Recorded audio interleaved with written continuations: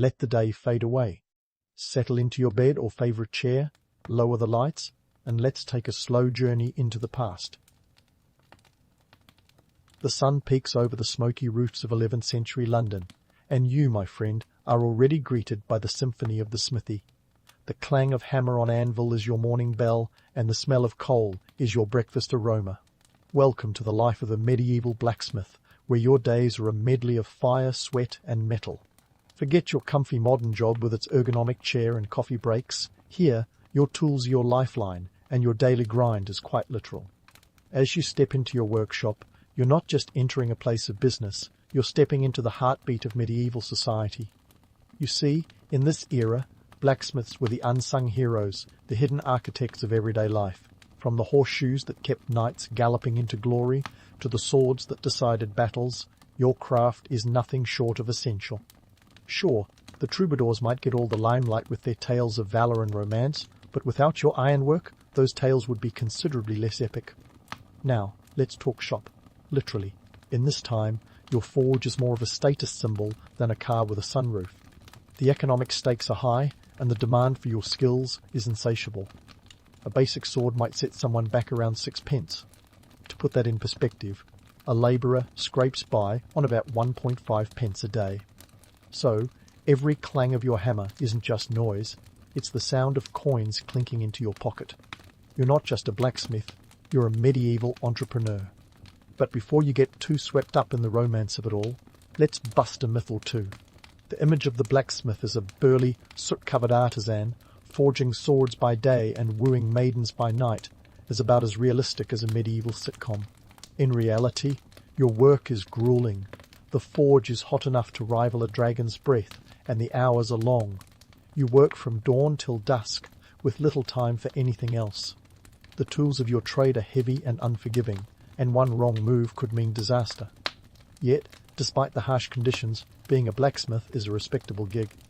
In a world where social mobility is as rare as a unicorn sighting, your skills offer a measure of security.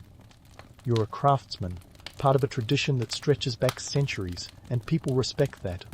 Sure, the local lord might not invite you to his banquets, but when his armour needs mending or his horse needs new shoes, you're the first person he calls.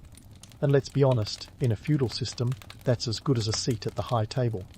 Economically, you're doing all right too. Sure, you're not rolling in riches, but a skilled blacksmith can earn a decent living. You might not be buying a castle anytime soon, but you can afford a decent meal and a roof over your head. And in an age where famine and disease lurk around every corner, that's nothing to scoff at. But let's not sugarcoat things. Life as a blacksmith isn't all about the clinking of coins and the respect of your peers. It's a tough gig, physically demanding and often dangerous. The forge is a place of fire and iron, and accidents happen. But the rewards, both financial and social, make it worth it. You're not just a cog in the medieval machine, you're a crucial part of it, shaping the world one hammer strike at a time. As you work, it's interesting to reflect on why your role is so vital. In a world without machines, without modern conveniences, everything relies on craftsmanship. From the tools of war to the mundane necessities of daily life, it's all handmade. Your hands don't just create, they sustain. Without the blacksmiths, the gears of medieval life would grind to a halt. Every piece of metalwork is a testament to your skill, a mark on the world that says, I was here. So, as you stand there, hammer in hand, with the heat of the forge on your face and the weight of history on your shoulders, remember this. You're more than just a blacksmith. You're a maker of legends, a shaper of destinies. You're the one who turns raw iron into the stuff of dreams. And in a world as unpredictable as this one, that counts for something. As the day stretches on and the fires of the forge burn bright, you're not just working metal, you're forging the future. But let's not get too starry-eyed just yet. As the day kicks into gear, it's time to get up close and personal with the real stars of the medieval blacksmith show, your tools. Meet your holy trinity of metalwork, anvil, hammer, and bellows. A set as iconic as any rock band lineup. Without these trusty companions, your shop would be about as useful as a knight without armor. First up, the anvil. Ah, the anvil, the unsung hero of the smithy realm. This hefty chunk of iron isn't just for show, It's the stage upon which your metal symphony plays out. Weighing in at a solid 100 to 200 pounds, this bad boy is your steadfast partner in crime. Each time your hammer strikes it, the anvil returns the favour with a satisfying clang that reverberates through the air. The sound is music to your ears, a rhythmic reminder that you're shaping more than metal, you're shaping history. And let's not forget the sheer economics of anvils. A single anvil could cost a whopping 10 shillings, equivalent to about half a year's wages for a labourer. So, yeah, it's a big deal. Speaking of hammers, let's give them their moment in the spotlight. The blacksmith's hammer isn't your garden variety nail pounder. No, this tool is the embodiment of power and precision. Weighing around 3 to 5 pounds, it's designed to mould glowing metal into anything from horseshoes to helmet rivets. Forget about those movies where the blacksmith casually swings his hammer like a feather duster. In reality, every strike demands the precision of a surgeon and the strength of a heavyweight boxer. And you, my friend, are both artist and athlete in this medieval marathon. Now, the bellows. These oversized lungs of leather and wood are your forge's life support, stoking the fires to temperatures that could melt steel, or at least your eyebrows if you're not careful. Bellows are what separate a smouldering pile of coals from a roaring inferno. They breathe life into your forge, ensuring it burns hot enough to soften iron. Without them, you'd be left with a lukewarm mess, about as effective as a wet noodle. It's a manual labourer's workout. And while you might not see it in the movies, there was often an apprentice working these while you focused on the metal. Now, let's take a step back and see the bigger picture. These tools aren't just about turning raw iron into something useful. They're the backbone of an economy that's as intricate as a medieval tapestry. Consider this. During the Norman conquest of 1066, blacksmiths were the unsung champions behind the scenes, churning out weapons and armour like medieval arms dealers. Every sword, every spear tip, every piece of chainmail, crafted with the precision of a Swiss watchmaker and the urgency of a modern-day startup during a funding round. But here's where things get even more interesting. The popular myth of the solitary blacksmith, toiling away in isolation like a medieval loner, is about as realistic as a unicorn at a joust. Sure, it's a romantic image, the lone artisan, silhouetted against the glow of his forge, quietly crafting masterpieces. But let's face it, when the demand is high, you're not working alone. In reality, most blacksmiths were part of bustling workshops. Picture a hive of activity with apprentices running bellows, journeymen shaping iron, and maybe even a master smith overseeing it all like the conductor of an iron orchestra. Imagine the scene. A cacophony of hammers, the sizzle of hot metal dunked in water, the occasional curse from an apprentice who misjudged the heat. It's not just a workshop, it's a microcosm of medieval society where cooperation and collaboration are as vital as the materials being forged. In a way, these bustling workshops were the original open-plan offices, long before tech startups made them trendy. The political and social stakes were high too. In a period where kingdoms and allegiances shifted faster than you can say Game of Thrones, blacksmiths played a pivotal role. They were the ones arming the soldiers, ensuring that when the call to arms came, and trust me, it came often, everyone was ready. Forget about being a mere tradesman, you were a key player in the grand chess game of medieval power dynamics. Your forge was both a place of work and a political engine room. And let's not gloss over the social dynamics at play. It's easy to romanticize the smithy as a place of eternal camaraderie, but just like any workplace, tensions could run high. Imagine the competition among blacksmiths to secure the most lucrative contracts, or to be the first choice for a noble's weaponry needs. It was every bit as cutthroat as today's corporate world, only with less paperwork and more molten metal. As the day trudges on, the rhythm of the workshop becomes almost meditative. Hammer strikes, metal sings, bellows, breathe life into the fire. It's a dance as old as time, a testament to human ingenuity and perseverance. Each piece of iron you work on is a small victory against the encroaching dark, a tangible proof that humanity can bend the world to its will with enough heat and hammering. And so, as the sun inches its way across the sky, casting long shadows that flicker with the light of the forge, you continue your work. Remember, this is just the beginning of our journey into the heart of the medieval forge. As the days unfold, we'll dig even deeper into the world of the blacksmith, unravelling the mysteries of this timeless trade and the indelible mark it left on history. In the meantime, as you wipe the soot from your brow and prepare for yet another round of hammer and anvil, take a moment to appreciate the role you play.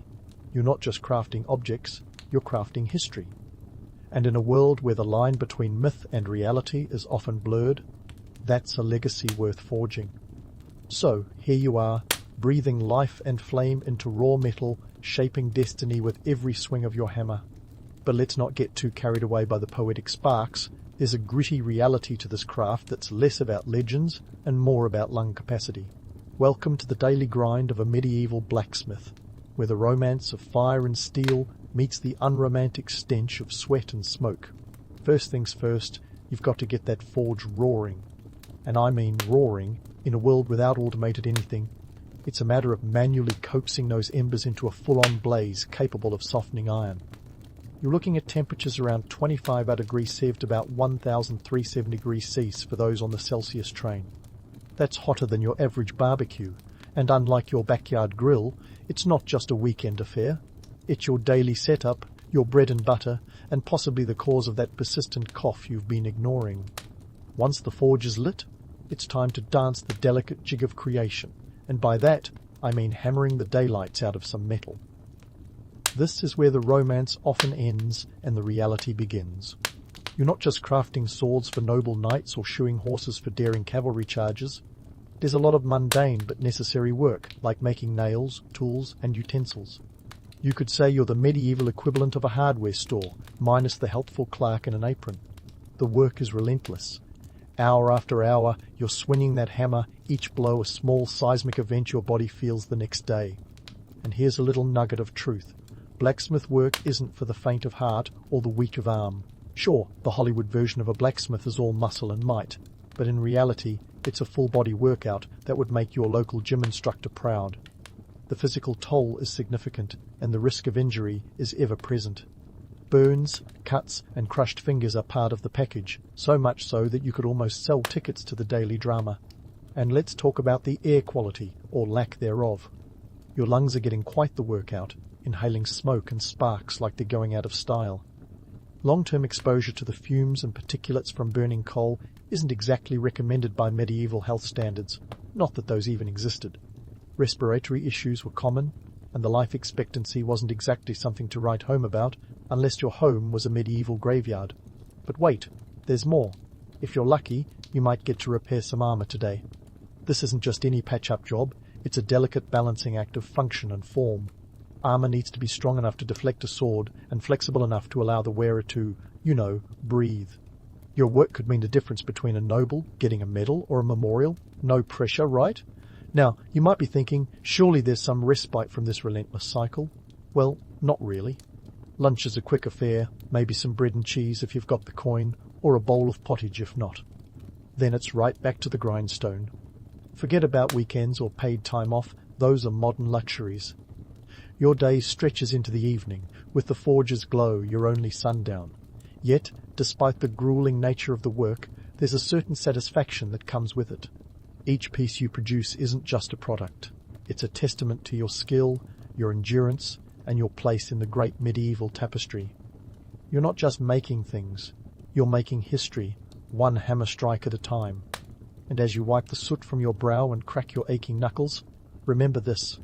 While the romance of being a blacksmith might be a myth, the impact of your work is very real. You're the unsung hero of the medieval world, quietly forging the tools that keep society ticking. In a time where legends are born in battles and ballads, your legacy is one of quiet resilience, of bending the world to your will with nothing but determination and a very hot forge. So, as the day winds down and the fire's glow fades, take a moment to appreciate the paradox of your existence. You're both creator and destroyer, artist and engineer, working in a craft that's as old as civilization itself. It's a hard life, no doubt about it, but it's also a life that leaves a mark, quite literally, on the world. And in an era where the line between myth and reality is as blurry as a smog-filled sky, that's a legacy worth every burn and bruise. As the sun dips below the horizon, casting an amber glow on the soot-streaked walls of your workshop, you take a moment to ponder your place in this medieval mosaic. You, The blacksmith are an indispensable cog in the community machine, yet often overlooked like the bass player in a rock band. Sure, the knights get the glory and the troubadours get the groupies, but without your iron handiwork, they'd all be trudging around in burlap sacks and wooden clogs. Let's break it down. Your role extends far beyond mere metal bashing. You're the unsung hero behind the scenes, crafting the very backbone of medieval life. When a new building needs to rise from the ground, it's your nails and hinges holding it all together. You're not just a tradesman, you're a medieval innovator, a problem solver with a forge as your laboratory. Think of yourself more as a tech startup founder in the business of metallurgy, minus the beanbags and free kombucha. Consider this. In a world where agriculture is the lifeblood of society, maintaining farming tools is as crucial as maintaining peace. Your plowshares and sickles are the unsung heroes of the harvest. Without them, the fields of grain would remain untouched, as useful as a suit of armor on a fish. A blacksmith's toolkit is akin to a farmer's insurance policy, ensuring that crops can be planted, tended, and harvested efficiently. And let's not skim over the economic impact here. A broken plow could mean a lean winter, which in turn could lead to unrest. Talk about the butterfly effect of medieval agriculture. In fact, your skills are a linchpin in the local economy. Remember, this is a time when the average Joe, or should we say average Jeffrey, earns about 1.5 pence a day. Meanwhile, a single hoe or scythe you craft might fetch several pence, a small fortune in a land where currency doesn't grow on trees. Every swing of your hammer not only shapes metal, but also drives the economic engine of your village. You're not just crafting tools, you're crafting livelihoods. But hold on a second, let's debunk a myth while we're at it.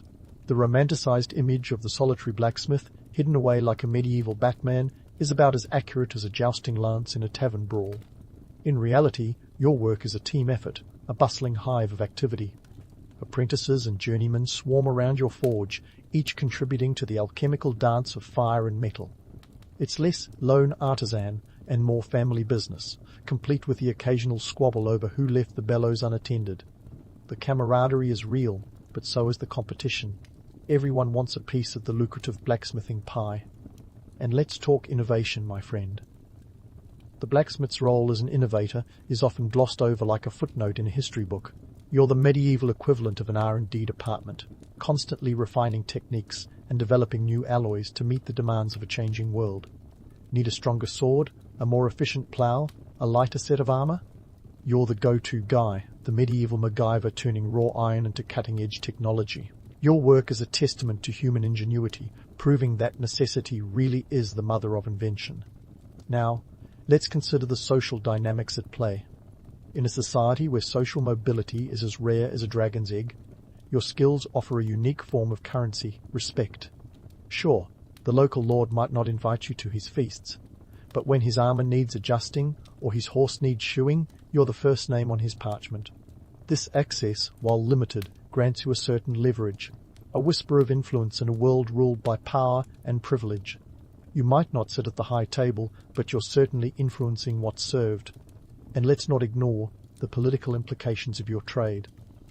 In a time of shifting alliances and territorial disputes, blacksmiths were the silent architects of warfare. The swords and armor crafted in your forge could very well tip the scales of battle, turning the tides of history with each hammer stroke. You're not just a cog in the wheel of medieval warfare, you're the very axle around which it spins. It's a high-stakes game of chess, and you're the craftsman quietly shaping the pieces. So, as the final embers of the day fade and the shadows stretch long across your workshop, take a moment to appreciate the paradox of your existence. You're both a creator and a custodian, a humble tradesman with the power to shape destinies. In a world of knights and nobles, kings and conquests, you stand as the quiet force behind the scenes, crafting the tools that carve out history. And as you close up shop, the smell of coal still lingering in the air, you know that tomorrow brings another day of shaping metal and the world, with every swing of the hammer. As the last flicker of the forge dims and the air cools to a mere smoulder, you stand there, pondering the legacy of your craft. It's tempting to think that once the Middle Ages closed their iron gates, blacksmiths simply vanished into the mists of time, like forgotten characters in a medieval tapestry. But let's hammer out that myth right now. Blacksmiths didn't just disappear, they evolved. They were the unsung pioneers of what we now call engineering, setting the stage for the industrial revolutions that would follow. Consider this. The blacksmith's workshop was the original R&D lab, long before anyone was scribbling equations in chalk or typing code into a computer. The blacksmiths were the unheralded alchemists of their time, turning raw iron into the indispensable tools of society. When you think about it, they were the medieval precursors to modern-day inventors like Thomas Edison or Elon Musk. Sure, they weren't launching rockets or inventing light bulbs, but they were perfecting the art of metallurgy, a foundation without which our modern world couldn't stand. Let's talk artistry and science, a cocktail that blacksmiths were gulping down long before it was trendy. You see, every piece of metalwork wasn't just a product of brute force, but also a symphony of scientific principles: heat, pressure, and material composition. The blacksmith's ability to predict how metal would behave under different conditions was an early form of material science, minus the white lab coats and safety goggles. Picture a medieval blacksmith standing at the crossroads of art and science, like a time-traveling Da Vinci tinkering with the elements to unlock their secrets. Now, about their supposed fade into obscurity, please. That's as believable as a dragon sighting in your backyard.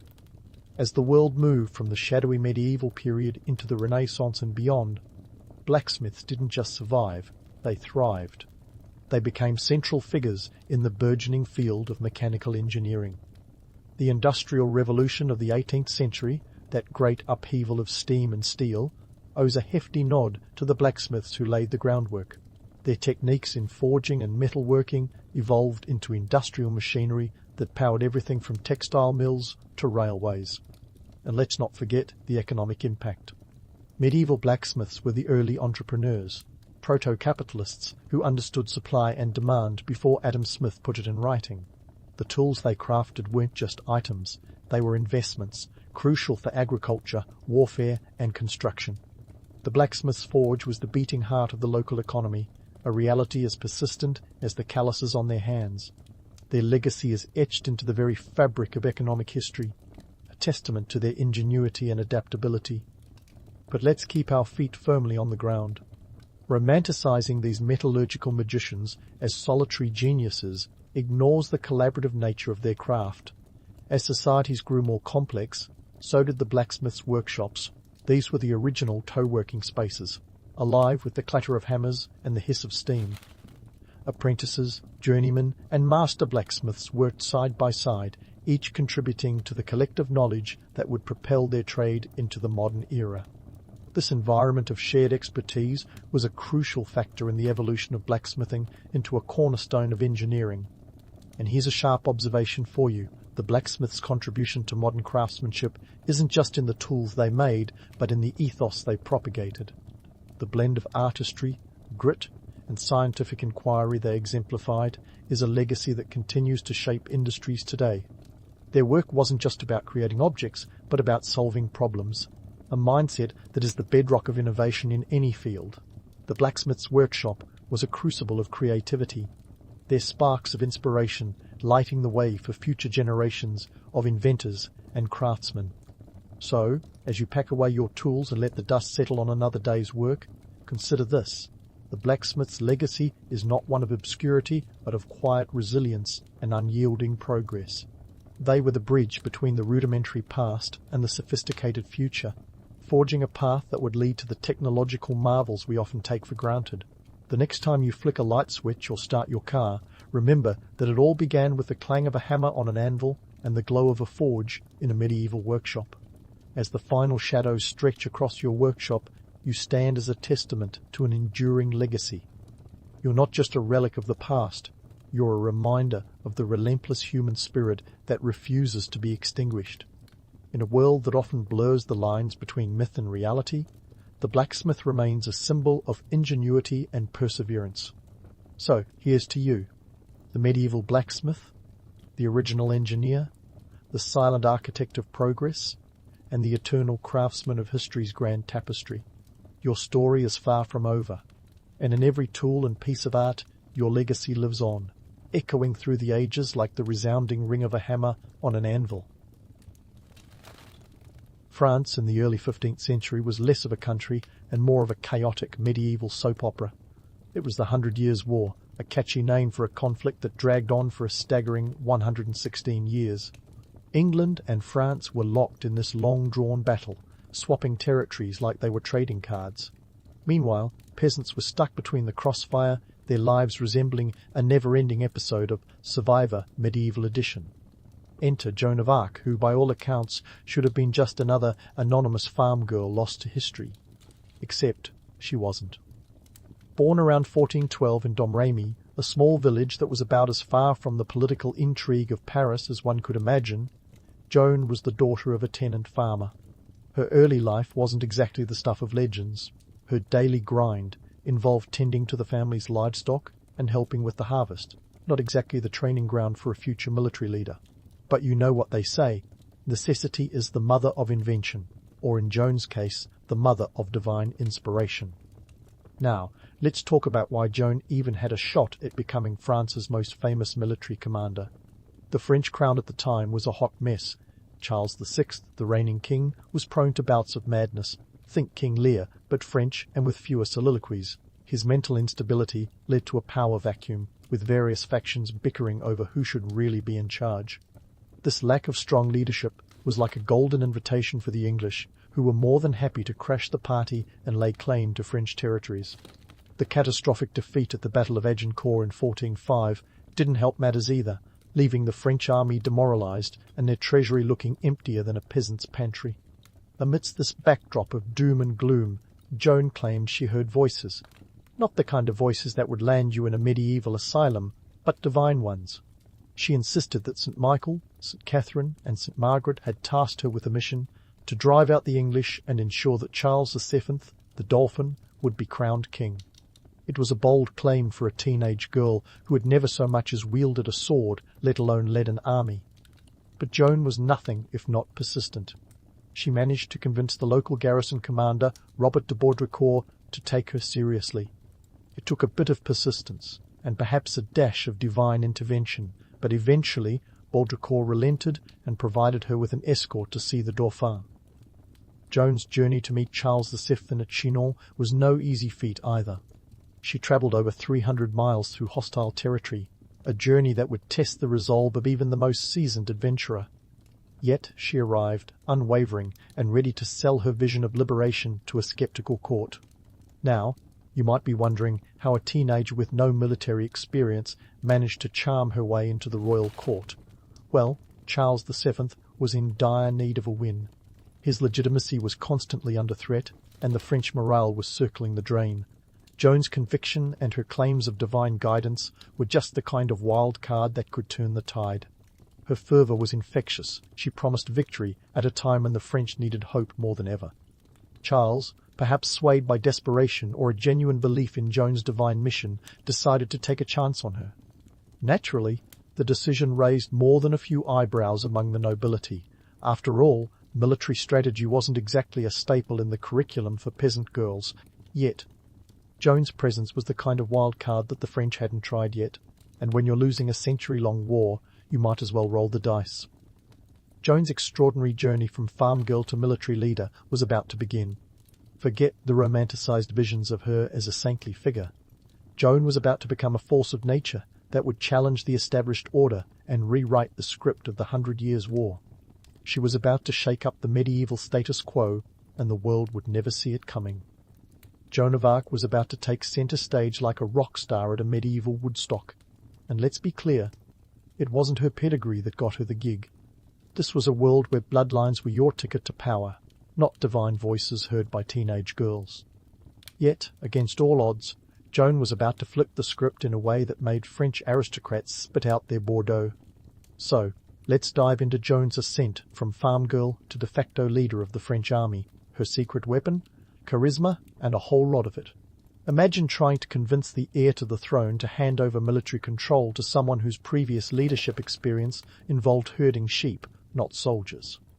Yet Joan managed to do just that. When she arrived at Charles VII's court in Chinon, she was stepping into a royal soap opera, complete with backstabbing nobles and political intrigue that would make House of Cards look like a children's show. Yet Joan had something special, a conviction that was as unyielding as it was contagious. She cut through the court skepticism like a knife through butter by allegedly identifying Charles in disguise among his courtiers. This was a neat trick that played right into the narrative of divine insight, something Charles was desperate to believe. The court, though, was a mixed bag of disbelief and awe. Imagine a room full of aristocrats with jaws collectively dropping at the audacity of it all. With her foot in the door, Joan didn't waste time. Her message was simple but revolutionary. Give her an army, and she would deliver victory. She was like a medieval Steve Jobs pitching the first iPhone, both visionary and slightly unbelievable. Yet Charles was desperate enough to take a gamble. He agreed to let Joan lead an army to lift the siege of Orléans, a city that had been under English control since 1428. The strategic significance of this city was immense, and its liberation was critical to turning the tide of the war. Now, let's talk tactics. Joan's approach was less about traditional strategy and more about sheer audacity. She wasn't going to win battles by playing by the rules, she was going to rewrite them. Her first move was to cut a striking figure, donning a suit of armor and rallying troops with a standard that depicted religious symbols. This wasn't just about protection, it was a symbol, a walking billboard of divine endorsement. And in a time when morale was as low as the French treasury, Joan's presence was like a shot of adrenaline straight to the heart of a lethargic army. But Joan didn't stop at symbolism. Her real genius lay in her ability to inspire. Under her command, the ragtag French forces became a cohesive unit, driven by her confidence and clarity of purpose. She was a master of psychological warfare before it was even a thing, using her reputation as a divinely inspired figure to sow doubt among the English troops. The English, convinced Joan was a witch or worse, were rattled. In the medieval mindset, divine favor was no joke. It was the ultimate trump card. When Joan finally arrived in Orléans in April 1429, she did so with a boldness that bordered on reckless. Her strategy was to attack swiftly and decisively, a departure from the cautious approaches that had previously left the French stymied. And it worked. Within days, the French forces launched a series of assaults that left the English scrambling. Joan's leadership was not just about orders, it was about presence. She was on the front lines, a beacon of hope in the chaos of battle, showing a courage that inspired her soldiers to push beyond their limits. The siege of Orléans was lifted in May 1429, a victory that sent shockwaves through both France and England. This was not just a military win, it was a seismic shift in the war's narrative. Joan had taken a demoralized army and, through sheer force of will, transformed it into a victorious force. The economic implications were equally significant. Orléans was a vital trade hub, and its liberation meant a resurgence in local commerce and resources for the French war effort. Joan's victory was a turning point, both strategically and economically. But let's not get carried away with the romanticism. Joan's success was as much about timing and desperation as it was about divine intervention. Charles VII, a king teetering on the edge of irrelevance, needed a win, and Joan provided it. Her victory was a lifeline for a beleaguered monarchy, but it also set in motion a series of events that would eventually lead to her downfall.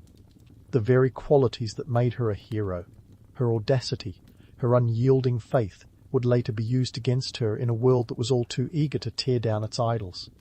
As Joan bathed in the aftermath of Orléans, she was already plotting her next move. There were more battles to fight, more victories to claim. But for now she had achieved the impossible. A farm girl had become the saviour of France, a figure as enigmatic as she was inspirational. Yet, the story was far from over, and the road ahead would be fraught with challenges that would test the limits of Joan's resolve and the faith of those who followed her. The legend of Joan of Arc was just beginning to unfold, and history would never be the same. The legend of Joan of Arc was just beginning to unfold, and as history often does, it was about to take a chaotic detour. With Orléans liberated, Joan was riding high on a wave of success that seemed as unstoppable as her own conviction. But before we get swept away by tales of glory, let's take a closer look at how this teenage tactician pulled it off. Joan's strategies at Orléans weren't just about bold moves. They were about understanding the psychological game, playing it like a medieval chess master with a divine hotline. The siege of Orléans had dragged on for months, with the English forces led by the Earl of Salisbury, until a stone from the city wall ended his career with all the subtlety of a Monty Python skit. His successor, William de la Pole, Duke of Suffolk, wasn't exactly thrilled to inherit this stalemate, and morale among the English was lower than a snake's belly in a wagon rut. Enter Joan, who saw this malaise as an opportunity. She understood that an army's spirit is as crucial as its swords. Her first tactical decision was a PR masterstroke. She didn't just bring reinforcements, she brought hope. Joan's very presence was a statement, a living banner declaring divine favour, a powerful message in an era when people believed heaven's endorsement could be the difference between victory and defeat. But let's not pretend it was all celestial guidance and pep talks.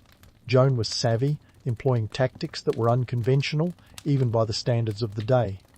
Take the attack on the English fortifications, for instance. She didn't just charge headlong, she orchestrated a series of feints and night assaults designed to keep the English guessing and off balance.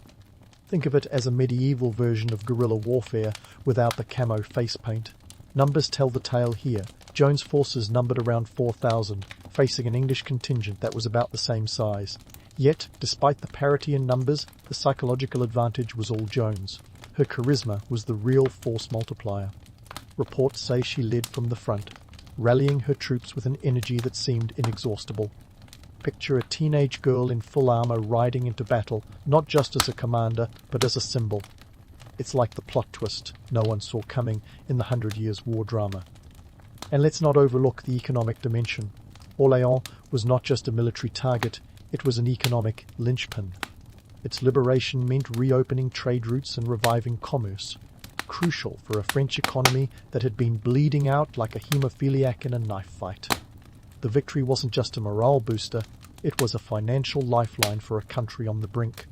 Now, here's where we bust a myth or two. The image of Joan as an infallible saint is as alluring as it is misleading. While her leadership was undeniably inspirational, she was not a one-woman army. The French forces included seasoned commanders like Jean de Dunois, the bastard of Orléans, who provided military expertise that complemented Joan's charisma. It was a team effort, and Joan's genius was in her ability to harness and amplify the strengths of those around her. As the English found themselves retreating, tails tucked firmly between their metaphorical legs, Joan's reputation skyrocketed. She'd become a beacon of French resistance, a rock star in chainmail. The liberation of Orléans in May 1429 wasn't just a victory, it was a seismic shift in the war's narrative. The French had found their mojo, and it was wearing a breastplate and claiming divine inspiration. But let's not get too carried away. Victory is a fickle mistress, and the road ahead was fraught with peril. Joan's dazzling success had painted a target on her back, and not everyone was thrilled with her rise to prominence. The political machinations of the French court were as intricate and treacherous as a Game of Thrones subplot. Joan was about to discover that the battlefield was not the only place where battles were fought. For now, though, Joan was on a roll, and the next move was clear: Reims. The city was the traditional site for the coronation of French kings, and getting Charles VII crowned there was the ultimate power play. It was a bold plan that would require not just military might, but a strategic finesse that could rival any modern political campaign. And so, the stage was set for the next chapter in Joan's improbable journey. She'd gone from farm girl to military leader, from obscurity to the saviour of a nation. Yet, the real drama was just beginning. As Joan prepared to take on new challenges, the stakes were higher than ever. The English were down but not out, and the French were poised to capitalize on their newfound momentum. Joan of Arc was a force of nature, a whirlwind of faith and fervour that defied the odds at every turn. But as with all legends, the line between triumph and tragedy is razor thin. History had its eyes on Joan, and the world was watching to see if this remarkable young woman could continue to defy the expectations of a society that had underestimated her from the start. So, as Joan gathered her forces and set her sights on Reims, the question wasn't just whether she would succeed, but how long she could sustain the impossible. The legend was in the making, and the road ahead promised more twists and turns than a medieval tapestry. Buckle up, because the story of Joan of Arc was only just beginning, and history was about to get a whole lot more interesting. As Joan rallied her troops for the march to Reims, the myth machine was already in full swing, cranking out stories faster than a medieval scribe on a caffeine binge. Joan of Arc, the farm girl turned military savant, was now a living legend, her name whispered with reverence across France, a figure as enigmatic as she was inspirational. But let's take a moment to peel back the layers of this saintly warrior image and see what's really underneath. First, the divine voices. Joan claimed to be guided by celestial beings, and who are we to argue with a teenager who changed the course of history? St. Michael, St. Catherine, and St. Margaret were her spiritual squad, giving her orders that conveniently aligned with the needs of a desperate nation. But here's the kicker. Medieval warfare wasn't a celestial chess game. It was dirty, brutal, and often boiled down to who could outlast the other in a grueling slogfest. Divine intervention might make for a good headline, but it rarely paid the bills or sharpened the swords. And speaking of swords, let's not forget the economic backdrop. By the time Joan appeared on the scene, France's treasure chest was emptier than a monk's wine barrel after Lent. The 100 Years' War had drained resources faster than a medieval banquet, leaving the French crown in dire need of a fiscal miracle. Joan's victories, particularly lifting the siege of Orleans, were not just military triumphs, they were economic resuscitations. Orleans was a trade hub, a financial artery, and its liberation meant a revival of commerce that was critical for funding the war effort. If divine voices were truly guiding Joan, they had a keen sense of fiscal policy. Now, let's talk about the propaganda machine. Joan's image as a pious warrior was not just a product of her deeds, but a carefully crafted narrative. The French crown needed a symbol, a rallying point to inspire not just soldiers, but a nation beaten down by years of conflict. Joan's story was repackaged and sold to the public like a medieval blockbuster, complete with celestial endorsements and miraculous victories. Her victories were touted as proof of divine favor, a powerful tool in an age where God's will was considered the ultimate authority. But, as with any good myth, there were detractors lurking in the shadows. The English, not exactly thrilled with being beaten by a teenage girl, painted Joan as a witch, a heretic, someone who had made a pact with darker forces. In their eyes, her victories were not divine miracles, but the result of sorcery, a narrative that would later play a crucial role in her downfall. This was medieval smear, campaigning at its finest, a reminder that even in the 1400s, spin was as lethal as the sword. Joan's mythos was also shaped by the French themselves. She was the perfect hero, humble origins, divine mission, and a penchant for defying the odds. Her story was a morale boost, a beacon in the darkness for a France desperate to believe that victory was within reach. But beneath the surface of the saintly image lay the gritty reality of medieval warfare chaos, bloodshed, and the brutal calculus of battle. Joan might have been divinely inspired, but she was also pragmatic, employing tactics that would make a modern general nod in approval. One such tactic was her use of psychological warfare. Joan understood the power of perception, the ability to sway hearts and minds. By presenting herself as divinely chosen, she sowed doubt among the English troops, who were already grappling with their own fears and superstitions. In an era where spiritual belief was intertwined with daily life, Joan's image as a holy warrior was as much a weapon as her sword.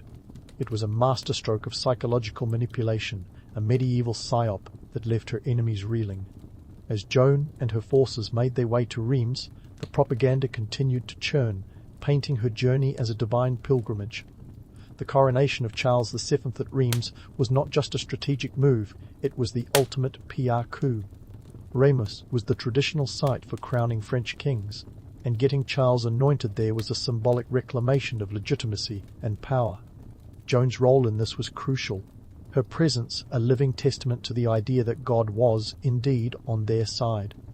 But let's not forget the gritty realities. The road to Reims was fraught with danger, a 300-mile trek through enemy territory. It was a logistical nightmare, a test of endurance and resolve. Joan's forces had to navigate hostile lands, with English troops and Burgundian allies lurking at every turn. This wasn't a fairy tale journey, it was a grueling march that required strategic acumen and unyielding determination. Joan's leadership was put to the test, her ability to inspire and rally her troops critical to their success. As Joan's legend grew, so did the stakes. Her image as a saintly warrior was both her greatest asset and her most dangerous liability. the very qualities that made her a hero. Her audacity, her unwavering faith, were also the ones that painted a target on her back. In a world where power was as fluid as the Seine, Joan's rise was as precarious as it was meteoric. Yet, for now, Joan was riding the wave of success, her eyes set on the prize. Reims was the next step in a journey that had already defied logic and expectation, a testament to her indomitable spirit and the power of belief, both her own and that of a nation. As her forces marched onward, Joan's story was far from over. The legend was still in the making, and history was not done with her yet. The road to Reims was more than just a military campaign. It was a symbol of hope and renewal, a chance to reclaim a crown tarnished by years of conflict. Joan of Arc was more than a farm girl with divine voices. She was a catalyst, a force of nature challenging the status quo in a world that underestimated her at every turn. Her story was a tapestry of myth and reality, a reminder that the line between legend and history is often blurred, and the truth, like Joan herself, defies easy categorization. So, as Joan marched toward Reims, the world watched with bated breath. Her journey was a testament to the power of belief, the strength of conviction, and the indomitable spirit of a young woman who dared to dream the impossible. The stage was set for the next chapter, and the legend of Joan of Arc was only just beginning to unfold. As Joan and her army trudged toward Reims, her journey was a metaphorical tightrope walk between destiny and doom. With every step, she was not just leading troops, she was galvanizing a fractured nation. Her victory parade to Reims culminated in the coronation of Charles VII in July 1429, a ceremony that was more than just regal pomp. It was a political masterstroke. Reims was the traditional site for crowning French kings, and Joan's role in getting Charles anointed there was like the ultimate mic drop in a medieval rap battle. The message to the English and their allies was clear. The French crown was back in business, and it had a plucky teenage girl to thank. But let's not get too carried away with the celebratory vibes. The political landscape was as treacherous as ever. Joan's ascent had ruffled more than a few aristocratic feathers. The very people who had cheered her victories were now eyeing her with suspicion. You see, Joan's rise was like a medieval Cinderella story, minus the fairy godmother and with a lot more bloodshed. She'd gone from obscurity to the centre stage, and in doing so, she'd made powerful enemies who were about as loyal as a cat on a hot tin roof. After Reims, Joan's fortunes began to shift, and not in a good way. Her attempt to liberate Paris in September 1429 was a brutal reminder that not all tales end with happily ever after. Despite her previous successes, the assault failed. Joan was wounded, and the French forces were repelled. It was a sobering setback, one that highlighted the limits of divine favour and the harsh realities of war.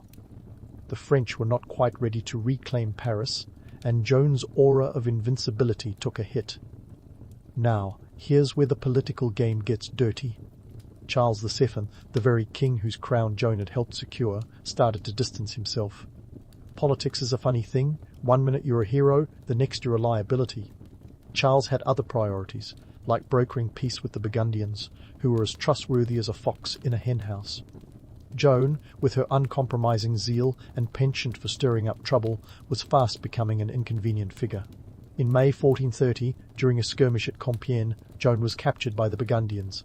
For the English, it was like Christmas had come early. They'd finally caught the witch who had been a thorn in their side. Joan's capture was less about military defeat and more about political betrayal.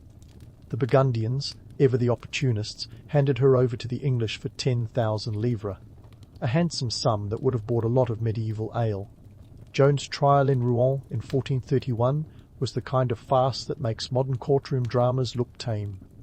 The English were hell-bent on discrediting her, and the trial was a kangaroo court if ever there was one. Joan was charged with heresy, witchcraft, and cross-dressing, a trifecta of medieval no-nos. The trial dragged on for months, a spectacle of legal gymnastics and theological nitpicking. Joan, ever defiant, held her ground with a wit and intelligence that belied her youth. But the outcome was a foregone conclusion. The English needed her to be guilty, and guilty she was declared. On May 30th, 1431, Joan was burned at the stake in Rouen marketplace. She was 19 years old. Her death was a grim spectacle, intended as a warning to others who might dare to challenge the status quo. Yet, in a twist of historical irony, Joan's martyrdom only cemented her legend. Her execution turned her from a military leader into a symbol of French resistance, a beacon of hope in the face of oppression. In the years following her death, the tide of the 100 Years' War began to turn. Charles VII eventually regained much of France, and by 1453 the English were largely driven out, their continental ambitions reduced to a few coastal enclaves. Joan's role in this resurgence was undeniable, her legacy a testament to the power of belief and the indomitable human spirit. But let's take a step back and look at the bigger picture. Joan's story is both a cautionary tale and an inspiring legend. Her life reminds us that history is less about the grand sweep and more about the individuals who dare to change it. Joan was a disruptor, a force of nature in an era that didn't quite know what to do with her. Her strategies, grounded in audacity and psychological savvy, were ahead of their time. She understood the power of perception, the importance of morale, and the art of inspiring others to believe in the impossible.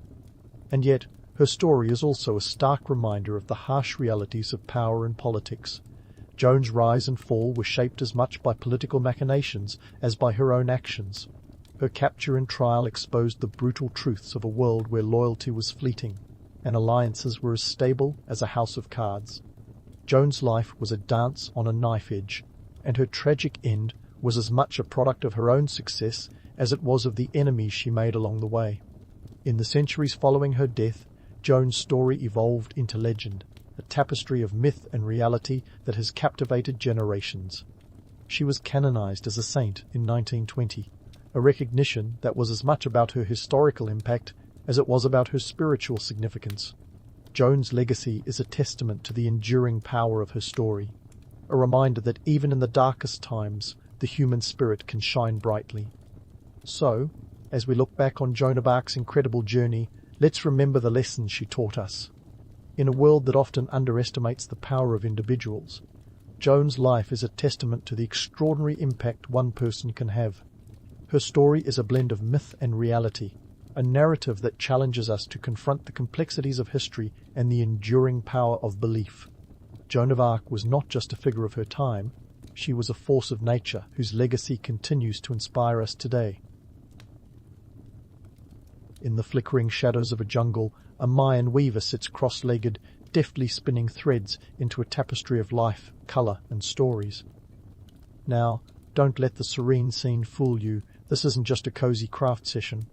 It's more like the social media of the ancient world, where every thread told a tale, every pattern had a purpose, and every dye was a status update. The Mayans were like the original fibre artists, and they were serious about their textiles. We're talking about a civilization that once stretched from southern Mexico all the way down to Honduras and El Salvador. That's a lot of ground to cover, and they did it with style. Their weaving was not just a mere hobby, it was a full-blown industry. Archaeologists have unearthed fragments of Mayan textiles that are over 2,000 years old, which is like finding the ancient version of a vintage Chanel piece in your grandma's closet. So, what made Mayan weaving so groundbreaking? Let's start with the raw materials. The Mayans were all about using what was around them, kind of like the ultimate DIYers. They primarily used cotton, which they called tizite, and agave fibers known as henequin.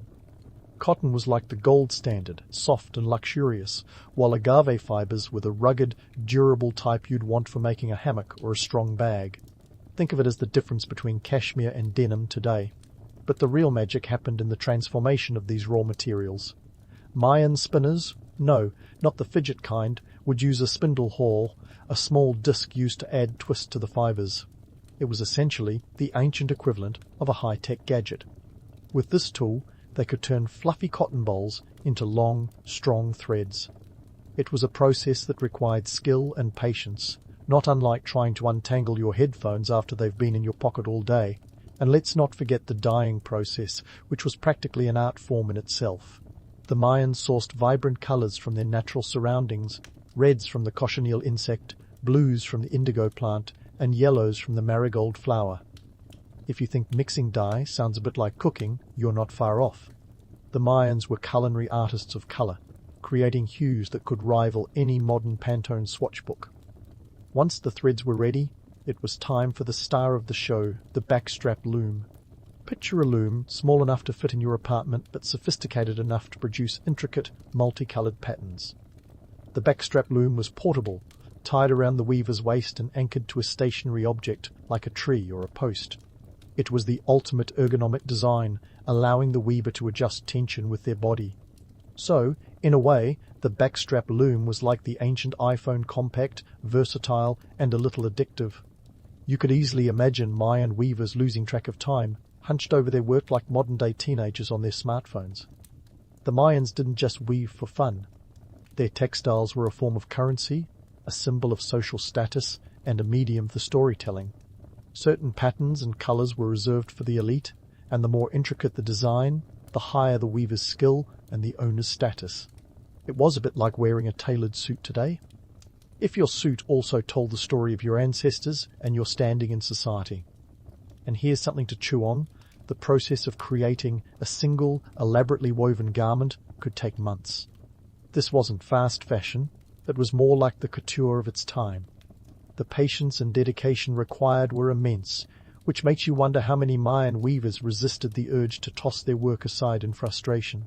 But before we romanticize the life of a Mayan weaver too much, let's inject a dose of reality. This wasn't just an idyllic labor of love. Weaving was hard work, often done by women who shouldered the dual burden of household duties and textile production. It was a lifeline for survival and a means to contribute economically to their families. So while their work was beautiful and sophisticated, it was also a testament to resilience and endurance. So next time you slip on a soft cotton shirt or admire the intricate patterns on a piece of fabric, spare a thought for the ancient Mayan weavers. They were the unsung heroes of their time, spinning stories and creating art that has endured for centuries. And while today's world is awash with digital screens and virtual interactions, there's something profoundly human in the ancient art of weaving, a tangible connection to the past, threaded through time. Weaving in Mayan society wasn't just about making something pretty to wear, it was a social and economic powerhouse, a bit like if your Etsy shop suddenly became the backbone of a thriving city-state. We're not just talking about your standard 9-to-5 job here, this was serious business. Textiles were more than fashion statements, they were currency, status symbols, and diplomatic gifts all woven into one. Let's start with a thread that ties everything together. Economy. In a world without coins jingling in pockets or paper bills tucked in wallets, textiles were a form of currency. It's hard to imagine, but picture trying to buy groceries with a scarf. Actually, don't picture it. Just know that in the Mayan world, that scarf might have been woven with such skill and imbued with such status that it could buy you a whole year's worth of maize. Archaeological findings suggest that high-quality textiles were exchanged for goods and services, much like a luxury car might be today. Certain patterns and dyes were so valuable that they became a kind of ancient stock exchange. But what about status? Now we're getting to the juicy stuff. In the Mayan world, wearing a particular textile was like sporting a Rolex or carrying a Birkin bag today. Only certain colours and designs were reserved for the elite, which meant you couldn't just strut around in a crimson tunic without raising some eyebrows, or worse, the ire of someone with more feathers in their headdress. These textiles were like wearable resumes, broadcasting your rank and achievements to anyone who knew how to read them. Think of it as LinkedIn, but in fabric form. Now, let's shift our focus to gender dynamics. The unsung heroes of this textile economy were the women, the primary weavers in Mayan society. Weaving was more than a skill, it was a rite of passage.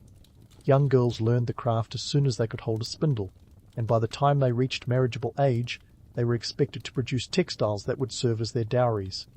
Imagine spending your teenage years not just worrying about high school exams, but also weaving your future economic security into every garment. But there's a wrinkle in this idyllic picture, one that involves a lot of hard work and responsibility. Women didn't just weave for their families, they wove for the entire community. The production of textiles was integral to the local economy, and women were the linchpin holding it all together. It was an immense burden, one that required dexterity, artistry, and a whole lot of patience, qualities that, let's face it, many of us might struggle to summon before our morning coffee. And here's a fun twist. Textiles weren't just confined to the domestic realm. They played a starring role on the political stage. High-quality textiles were used as diplomatic gifts, a form of currency in political negotiations. Imagine gifting a rival city-state a bundle of your finest textiles as a peace offering. It's the ancient equivalent of sending a fruit basket, except this basket could sway alliances and avert wars. So, next time you think about the power of persuasion, remember that the Mayans knew the art of gifting long before there were seminars on corporate diplomacy. These textiles also served as a kind of ancient newsletter connecting Mayan cities and regions. They were traded across vast distances, much like the Silk Road connected Asia with Europe. Imagine caravans laden with vibrant fabrics, traversing dense jungles and rugged terrains, spreading culture and news with every exchange. Each piece of cloth was a messenger, carrying stories, techniques, and even the latest fashion trends from one city-state to another. But let's not romanticize this too much. The reality was that weaving was labor-intensive and time-consuming, no shortcuts, no fast fashion. Each piece could take months to complete, and the process was grueling. Yet it was this very dedication that made the textiles so valuable. The Mayans understood something we often forget today, that true art takes time, effort, and a little bit of soul. In weaving, the Mayans found a way to knit their society together, both literally and metaphorically. It was an art form, a business, and a cultural keystone all rolled into one. So, the next time you pull on a pair of jeans or admire a tapestry, remember the Mayan weavers who, centuries ago, were spinning the threads that held their world together. They were the original influencers, crafting a legacy that still resonates in the flutter of a fabric, the weave of a story, and the unyielding strength of tradition. And with that, we leave this loom of history still half-woven, threads dangling, ready to unravel more secrets in the next part of our tale. So, with Mayan textiles still dangling on the loom of history, let's weave our way into the cosmic and symbolic threads that made these fabrics far more than mere decoration. You see, for the Mayans, textiles were like the universe's canvas, a tapestry woven with divine significance. Forget your basic paisley and polka dots. These patterns were a metaphysical masterpiece, each thread imbued with layers of meaning as intricate as a detective novel. Now, before you think we're diving into some woo-woo territory, let's talk facts. The Mayans were brilliant astronomers and mathematicians, capable of predicting celestial events with an accuracy that might make your weather app blush. Their understanding of the cosmos found its way into their textiles, which were essentially wearable astrological charts. Patterns on Mayan textiles often mirrored cosmic phenomena, stars, planets, even the Milky Way. These weren't just pretty designs, they were literally writing the universe into fabric. And if you thought the Gregorian calendar was complicated, try wrapping your head around Mayan calendrical systems. We're talking about a calendar so complex it makes modern tax codes look like a children's puzzle. They had not one, but multiple calendars, including the Tzolk'in, a 260-day ritual calendar, and the Hab, a 365-day solar calendar. Mayan weavers often incorporated these calendrical motifs into their textiles, each pattern a nod to their sophisticated understanding of time. It was like wearing a Rolex that not only told time, but also predicted eclipses. But let's not forget the gods. Mayan deities weren't just chilling on mountaintops or lounging in the clouds. They were woven into the very fabric of society, literally. Each textile could be a tribute to a specific deity, with patterns and colors that honored their essence. Take the feathered serpent god, Kukulkan. His likeness, with its swirling, sinuous form, often appeared in textiles, reflecting his importance in Mayan mythology.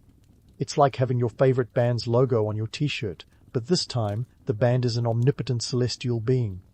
And speaking of the divine, textiles played a starring role in religious ceremonies. Imagine this, a priest draped in a woven garment symbolizing the heavens, conducting a ritual to appease the gods. These textiles weren't just costumes. They were sacred objects, bridging the earthly and the divine. In some ceremonies, textiles were even used as offerings. A beautifully woven piece might be placed on an altar as a gift to the gods, a tangible link between the mortal and the celestial. Now, let's unravel the myth that Mayan weaving was all sunshine and rainbows, literally and figuratively. These textiles were more than just eye candy. They were tools of power and control. The elite controlled the production and distribution of these sacred textiles, dictating who could wear what. It was a system as tightly controlled as a VIP guest list at an exclusive party, one where showing up in the wrong outfit could have dire consequences. In this world, the weavers were the unsung architects of cosmic order, yet they were often bound by the very threads they spun. These women, crafting textiles with cosmic and religious significance, were both creators and captives of their art. It was a double-edged spindle, one that offered prestige and power while demanding labor and subservience. Their work was nothing short of divine, yet it often came with a yoke of societal expectation and economic necessity. Weaving wasn't just a creative outlet, it was a form of communication with the gods, a way to inscribe their stories and commands into the fabric of everyday life. Think of it as divine customer service, where each pattern was a carefully crafted response to the demands of the cosmic call center. The Mayans believed that by incorporating these sacred symbols into their textiles, they could invite divine favor and protection, a belief that threaded its way through every layer of their society. But let's not get carried away on a loom of nostalgia. The reality was that these textiles carried the weight of both spiritual and social obligations. They were visual prayers, woven petitions for prosperity, health, and guidance. And just like any good prayer, they required faith, time, and an unwavering dedication to the craft. The Mayan weavers were the spiritual seamstresses of their time, stitching together the hopes and fears of their people into a fabric that transcended the earthly realm. So, while the romantic allure of Mayan textiles might tempt us to view them as mere decorative art, the truth is far more complex. These were no ordinary patterns. They were cosmic blueprints, religious texts, and social contracts, all intertwined into a single piece of fabric. Each thread carried the weight of history, each color the vibrancy of belief. In the grand tapestry of Mayan civilization, weaving was much more than a skill. It was a sacred duty, a connection to the divine, and a testament to the enduring power of human creativity. As we continue to unravel the threads of this ancient art, remember that beneath every pattern lies a story, a tale of gods and stars, of time and eternity, all woven into the fabric of life. And with that, we leave our loom still humming, ready to reveal more in the next part of our journey through the rich and intricate world of Mayan weaving. So, as our loom of history continues to spin, let's hitch a ride on a galleon and sail into the era of European contact. Picture this. It's the 16th century, and the Spanish have arrived on Central American shores with all the subtlety of a bull in a china shop. Their presence wasn't exactly a welcome mat moment for the Mayans. You see, these newcomers brought with them more than just strange languages and uninvited guests. They introduced a cultural collision that would forever alter the landscape of Mayan weaving. First off, let's talk materials. The Spanish introduced sheep's wool, which was like handing a power drill to a master carpenter who's been using a handsaw. Sure, it was a new tool, but it came with its own set of challenges and opportunities. Wool offered a different texture and warmth compared to the local cotton and agave fibers. This wasn't just a swap of materials, it was a seismic shift in textile possibilities. Yet, the Mayans didn't just roll over and swap out their traditional fibers. They adapted, blending the old with the new, like culinary fusion before it was cool. They incorporated wool into their weaving, creating hybrid textiles that nodded to both their heritage and the new European influences. But here's where things get interesting. The Mayans weren't just passive recipients of European techniques. They were more like textile ninjas, stealthily incorporating these new methods into their own distinct styles. The Spanish might have introduced the treadle loom, a bulky contraption that looked like a medieval torture device compared to the sleek backstrap loom. While it did offer a way to produce textiles more efficiently, the Mayans didn't abandon their beloved backstrap loom. Instead, they used both, showing that sometimes tradition and innovation can share the same stage without one stealing the spotlight from the other. Now, let's chat about resistance, because the Mayans weren't just weaving for survival, they were weaving for identity. In the face of colonial pressure, their textiles became a canvas for cultural resistance. Patterns that had once been purely decorative or symbolic took on new meanings, serving as silent protests against cultural erasure. Each thread was a quiet act of defiance, a testament to resilience in the face of overwhelming odds. It was like wearing a t-shirt with a subversive slogan, except this message was woven into the very fabric of their lives. The Spanish conquest was no picnic, and the Mayans found themselves in a complex game of cultural chess. Yet they used their textiles as a way to maintain a sense of identity and continuity. It was a bit like being told to change your entire wardrobe and deciding to sneak in a favourite accessory that hints at your true style. These textiles became more than just clothing. They were a subtle form of protest, a way to assert, we're still here, amidst the chaos. Let's not forget the economic angle. Under Spanish rule, the Mayans were often forced into labour systems like the encomienda, where they were required to produce goods for the benefit of their colonial overseers. Textile production was part of this system, and it wasn't exactly a fair trade. The Mayans found themselves producing textiles not just for their own communities, but for an economy that was increasingly dictated by foreign powers. It was a bit like being drafted into a corporate gig, where you do all the work, but someone else reaps the rewards. Despite this imbalance, the Mayans found ways to keep their cultural identity woven into their textiles. They adapted European techniques like dyeing with new colours brought over by the Spanish, but always with a nod to their own traditions.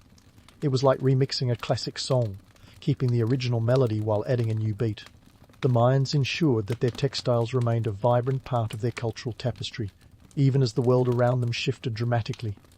And speaking of shifts, let's talk about the spread of these hybrid textiles. They became a hot commodity, traded far and wide across the emerging colonial networks.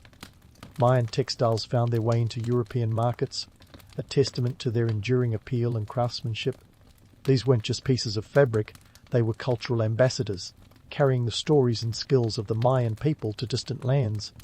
But as romantic as it sounds, let's not sugarcoat the reality. This wasn't a simple case of cultural exchange, it was a period marked by exploitation and loss. The introduction of European materials and techniques came at a cost, often stripping the Mayans of control over their own craft. Yet, in the face of these challenges, they managed to hold on to their weaving traditions, preserving a sense of identity that threads through history to this day. In the end, the impact of European contact on Mayan weaving was a complex tapestry of transformation and preservation. It was a dance between old and new, a delicate balance of adaptation and resistance. The Mayans, ever resourceful, found ways to weave their past into their present, ensuring that their cultural heritage would not be unravelled by the tides of change. As we leave this chapter, remember that each piece of Mayan textile from this era is not just a work of art, but a testament to resilience, a woven narrative that continues to speak across centuries. And with that, we leave our loom still spinning, threads of history dangling, ready to unravel more secrets in the next part of our tale, because as much as we've explored, there's always another layer to peel back, another story to tell, and another thread to follow. And so, as we sail away from the seismic shifts of colonial contact, let's anchor ourselves in the present and see how the rich legacy of Mayan weaving is threading its way into the modern world. Because, let's face it, while we've got smartphones and streaming services, some things never go out of style, like a killer weave, for instance. Now, you might be wondering how a tradition that dates back thousands of years is holding up in today's fast-paced, fast-fashion culture. Well, grab your metaphorical loom and get ready to weave through some contemporary tales. In the heart of modern-day Guatemala, the spirit of Mayan weaving is alive and kicking, or rather, threading. Indigenous communities have taken up the spindle once more, reviving traditional techniques with the same kind of fervour you'd see at a retro vinyl record store. It's not just about keeping Grandma's hobby alive, it's a full-on cultural renaissance. But don't fall for the romantic notion that this revival is just about nostalgia. Oh no, these weavers are savvy players in the global textile game, blending ancient skills with modern challenges like sustainability and fair trade. With the global spotlight shining on ethical consumption, Mayan weavers have positioned themselves as champions of eco-friendly practices. They're sourcing local, organic cotton and natural dyes, sticking it to the synthetic fibres and chemical concoctions that dominate mainstream fashion. It's like they're saying, take that polyester, we'll stick with our roots. And speaking of roots, let's talk about fair trade. These weavers aren't just spinning tales, they're spinning economic empowerment. By participating in fair trade cooperatives, they're ensuring that the profits land in the hands of those who deserve it. Unlike the days of colonial exploitation, organisations like the Fair Trade Federation, and the World Fair Trade Organization have given Mayan weavers a platform to showcase their artistry while ensuring they're paid fair wages. It's a bit like Robin Hood, but with textiles instead of bows and arrows. Now, let's take a detour into the world of global appreciation, because Mayan textiles have gone international. From chic boutiques in Paris to curated galleries in New York, everyone's clamoring for a piece of this vibrant history. In 2018, Mayan textiles were even showcased at the prestigious Textile Museum in Washington, D.C., highlighting their intricate designs and cultural significance. It's like the Met Gala for fabrics, and these textiles are the stars of the show. But before you picture a utopia where cultural heritage is celebrated and protected, let's pump the brakes. Because here's the harsh reality. While the world is swooning over Mayan patterns, the communities that produce them are grappling with the relentless threat of cultural appropriation. It's a tale as old as time. Big brands swoop in, snag a design, and slap it on a mass-produced product without so much as a nod to the original creators. It's the Wild West of intellectual property, and the Mayans are fighting to ensure their cultural signatures aren't lost in the fray. Legal battles have ensued, with indigenous groups lobbying for laws to protect their designs like endangered species. In 2019, a landmark case saw Mayan weavers advocating for intellectual property rights, aiming to set a precedent that might just turn the tide. It's a clash of titans, with the small but mighty Mayan communities taking on the behemoths of fast fashion. And while the struggle is fierce, it's a testament to the resilience that has defined Mayan weaving through the ages. So, where does that leave us in this woven journey? Well, it paints a complex picture, one where ancient artistry meets modern market forces. The weavers of today are not just artisans, they're entrepreneurs, activists, and cultural custodians, all rolled into one. They're preserving a heritage that threads back through millennia, while also adapting to the demands of a rapidly changing world. It's a balancing act worthy of a tightrope walker, with every piece of fabric serving as both a nod to the past and a step into the future. As we draw this textile tapestry to a close, let's appreciate the legacy of Mayan weaving not as a static relic of history, but as a dynamic force that continues to evolve. It's a reminder that the stories of the past don't just live in dusty tomes or museum displays. They're woven into the very fabric of our lives, awaiting the next chapter to be spun. So the next time you wrap yourself in a beautifully woven scarf or admire an intricately patterned textile, remember the Mayan weavers who, thread by thread, stitch together the stories of a civilization that refuses to fade into the shadows. And with that, we leave the loom still humming, a testament to the enduring power of human creativity and resilience. Each strand of Mayan textile is a whisper from the past, a shout to the future, and a reminder that even in a world of digital screens, there's something profoundly human in the art of weaving. A connection to the past, threaded through time and waiting to be rediscovered. The sun rises over the endless steppe, a sprawling, wind-swept sea of grass stretching as far as your eyes can squint. You, a Scythian archer, rise with it, ready to greet whatever adventure or misadventure this day might bring. As you shake off the chill of the night, consider the ancient engineering marvel that is your composite bow. It's not just a tool, it's an extension of your very identity.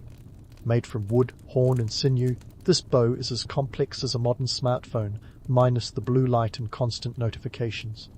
It's a masterpiece of tension, compression, and symmetrical genius, allowing you to shoot arrows faster than you can say, "Xerxes was a terrible houseguest."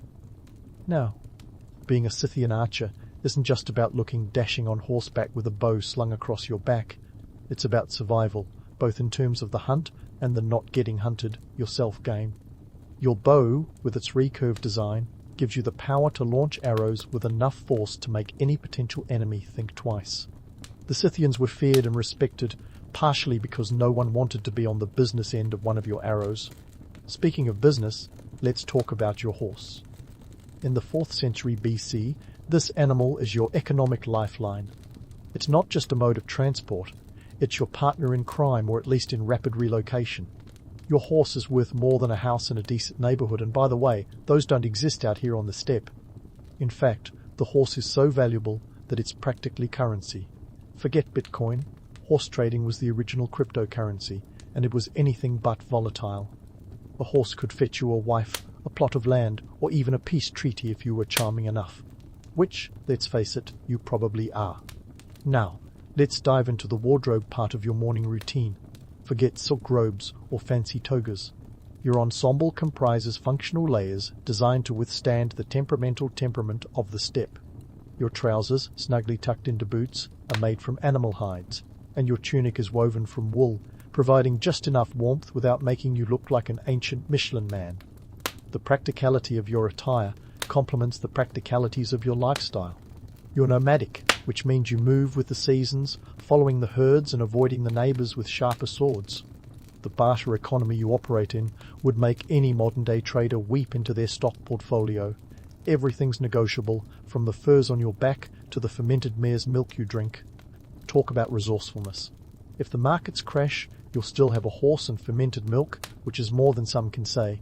But let's not romanticize it too much. Sure, there's a certain allure to the nomadic life, the freedom, the open skies, the never-ending horizon. But it also means no cozy home to return to after a long day. You're at the mercy of Mother Nature and whatever mood she's in today.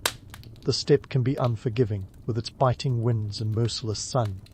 You need to be as tough and adaptable as the land itself, ready to pack up and move at a moment's notice if the situation demands it.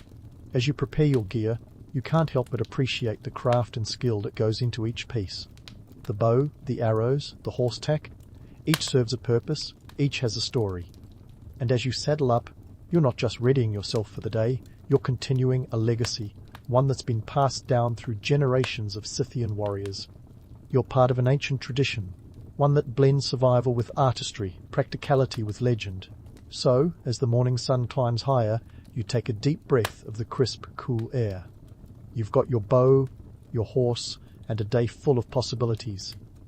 Out here on the steppe, you're not just living history, you're writing it with every hoofbeat and every arrow loosed.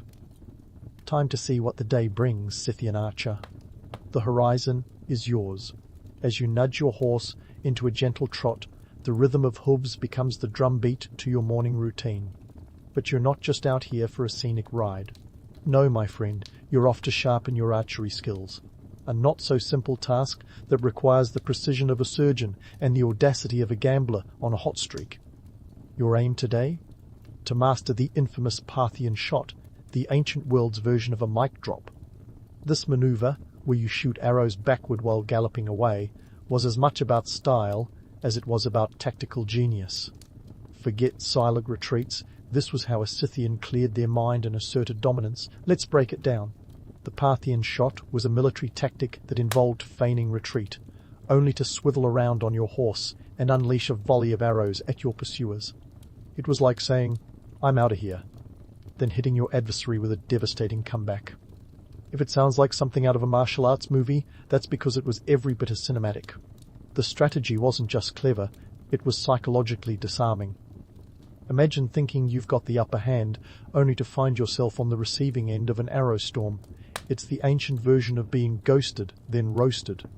The effectiveness of this technique wasn't just in the element of surprise.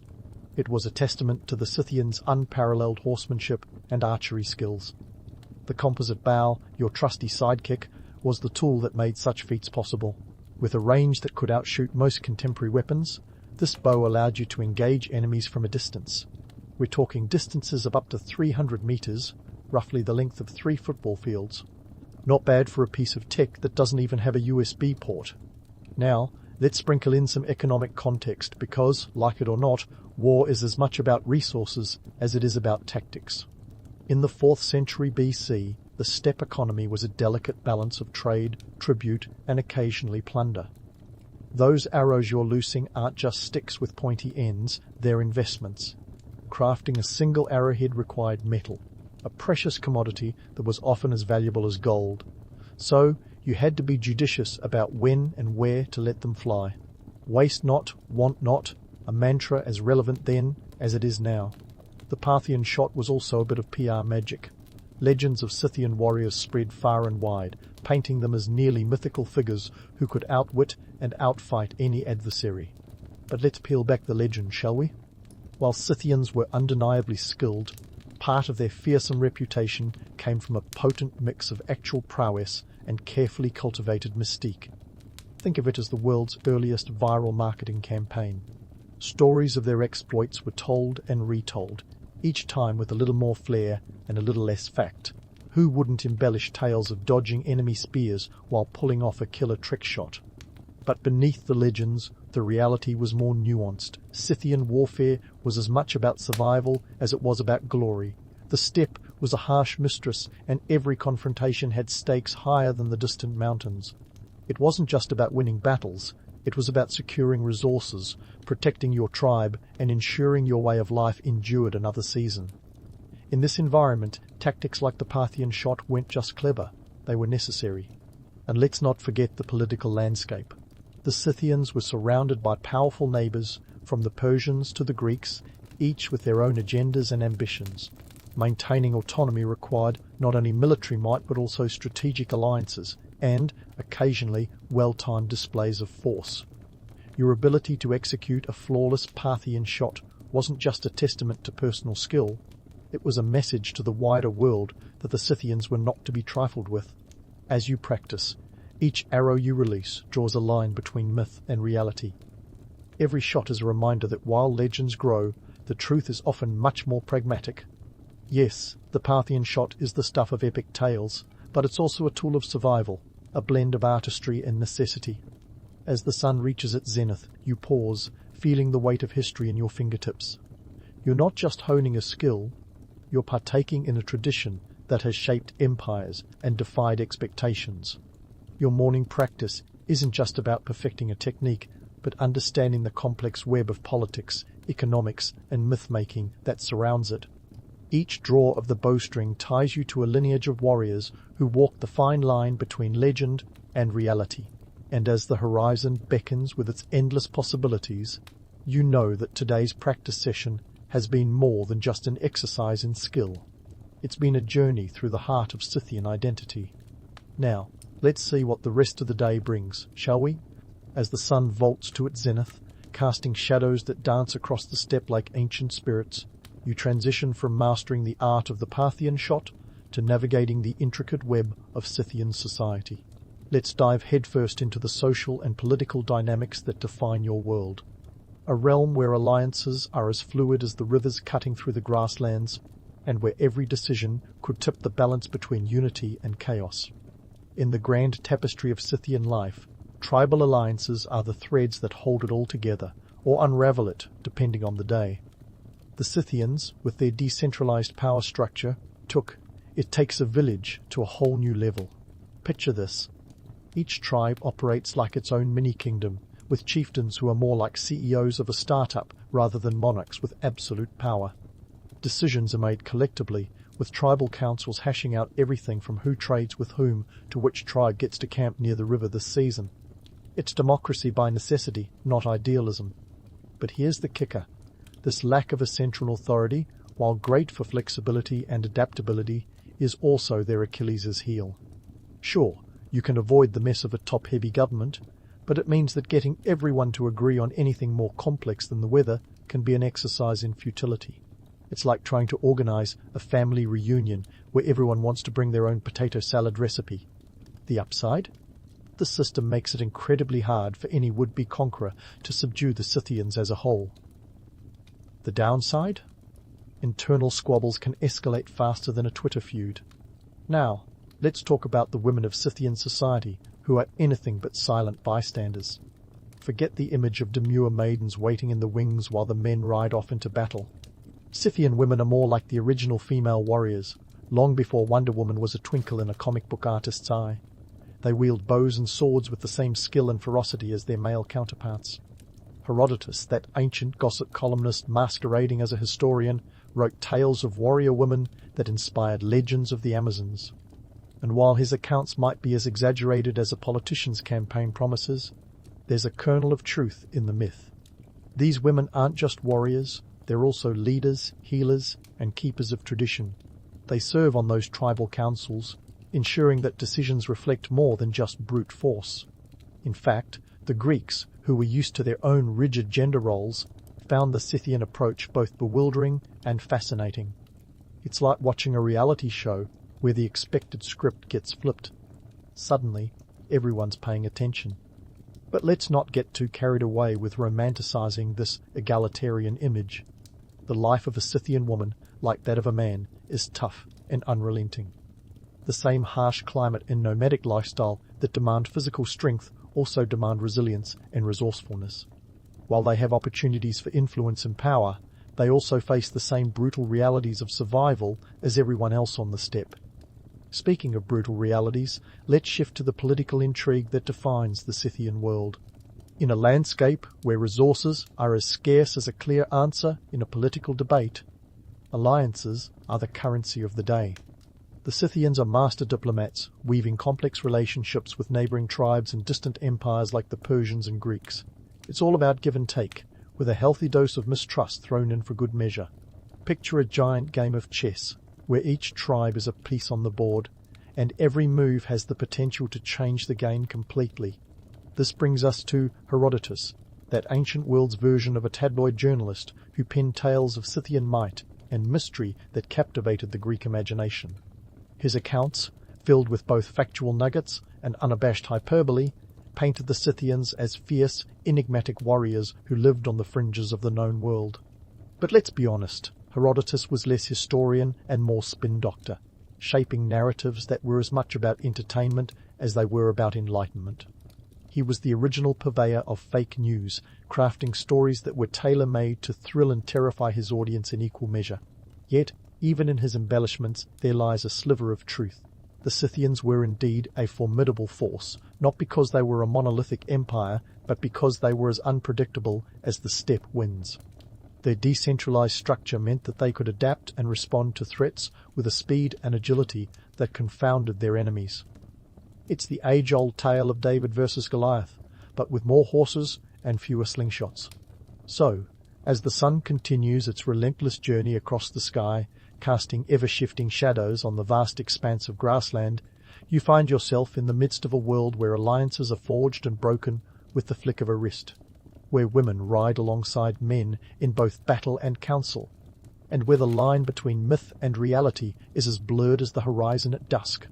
The afternoon promises more intrigue and discovery, and as you settle into the rhythm of the day, you know that the Scythian saga is far from over.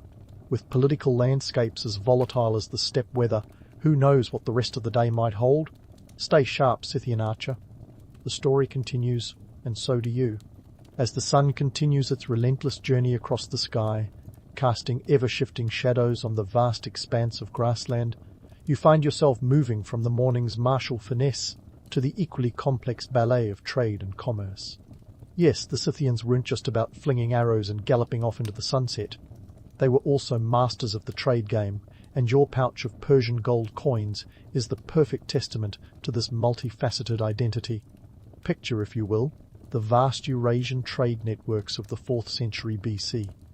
We're talking about a web stretching from the Mediterranean to the Far East, an ancient network as sprawling and interconnected as today's internet. The Scythians, with their prime real estate along the steppe highways, were the middlemen par excellence, the Amazon Prime of the ancient world, without the 2-day shipping, but with a lot more grit and a lot less customer service. Now, about those Persian gold coins jangling in your pouch. Each one is more than just a shiny trinket. It's a symbol of the bustling commerce that threads through your nomadic existence. Gold coins were the universal language of trade, accepted from Greece to India, and the Scythians were fluent speakers. These coins weren't just for aesthetic pleasure or buried beneath mattresses. They were active participants in the trade networks that fueled economies and, sometimes, conflicts. It turns out money was making the world go round long before anyone thought to put it to music. Trade routes were the arteries of this ancient world, pulsing with the lifeblood of goods and ideas. The Scythians dealt in everything from furs to horses, spices to silk. Each transaction a dance of negotiation and strategy. And let's not forget the human element. Traders had to be as shrewd as they were brave, navigating not just the treacherous terrain, but also the equally unpredictable whims of their trading partners. In a world where verbal contracts were as binding as a pinky swear, trust was the most precious commodity of all. The economic realities of the steppe were a study in contrasts.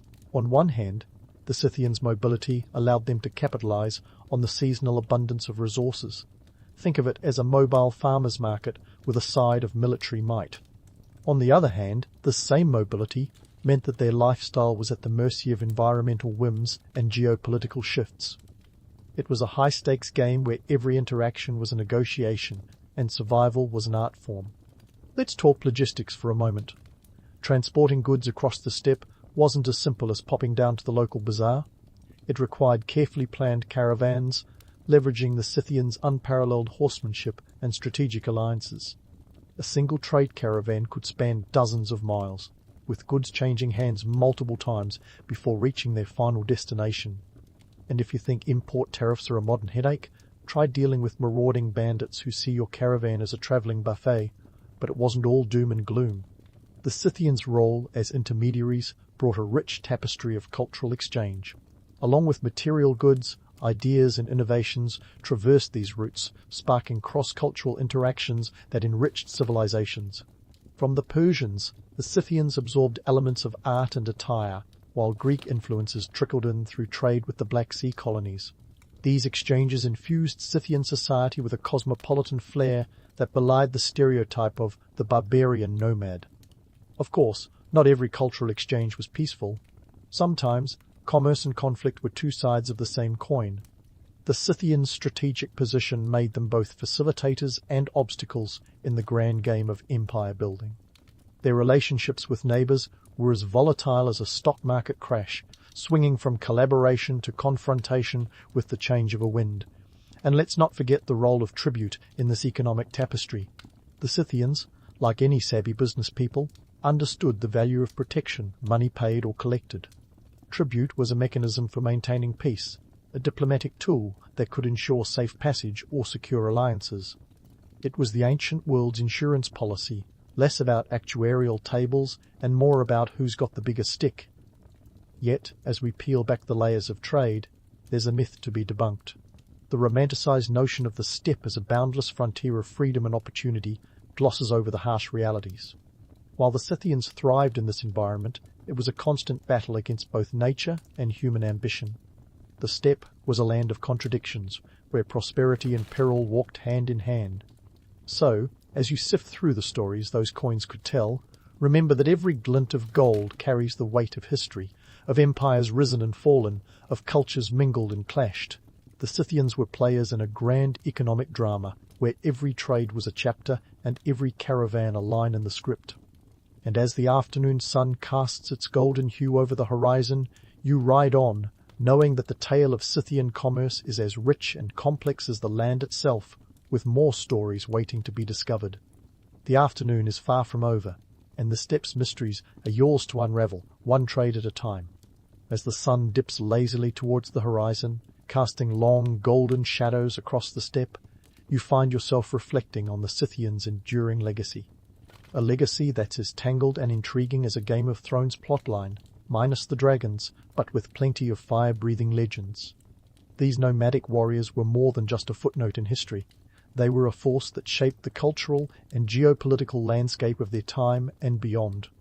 Let's start with the archaeological evidence, the breadcrumbs of history that offer us a glimpse into the Scythian world. Burial mounds, known as kurgans, are scattered across the steppe like giant ancient breadcrumbs. These mounds aren't just heaps of earth, they're time capsules packed with treasures. In 1898, the Pizarric burials in Siberia revealed some of the most stunning artifacts, including exquisitely preserved textiles and the famous Pizarric carpet, the world's oldest pile rug. These finds showcase the Scythians' craftsmanship and their flair for the ornate proof that they weren't just rough-and-tumble warriors, but also connoisseurs of culture. But let's not polish the Scythian armor too much. While the treasures are dazzling, they also hint at a society where status was literally buried in wealth. The tombs of chieftains were opulent affairs, filled with gold, weapons, and even sacrificed horses. Talk about taking your ride or die to the next level. These burial practices paint a picture of a stratified society, where power and prestige were paramount, and where one's final resting place was as important as their legacy in life. Now, what about those myths that have clung to the Scythians like stubborn barnacles? The tales of them drinking the blood of their enemies or using their skulls as drinking cups might sound like something out of a horror movie, but they're probably more fiction than fact. Herodotus, our favourite ancient storyteller with a penchant for embellishment, is largely to blame for these gory tales.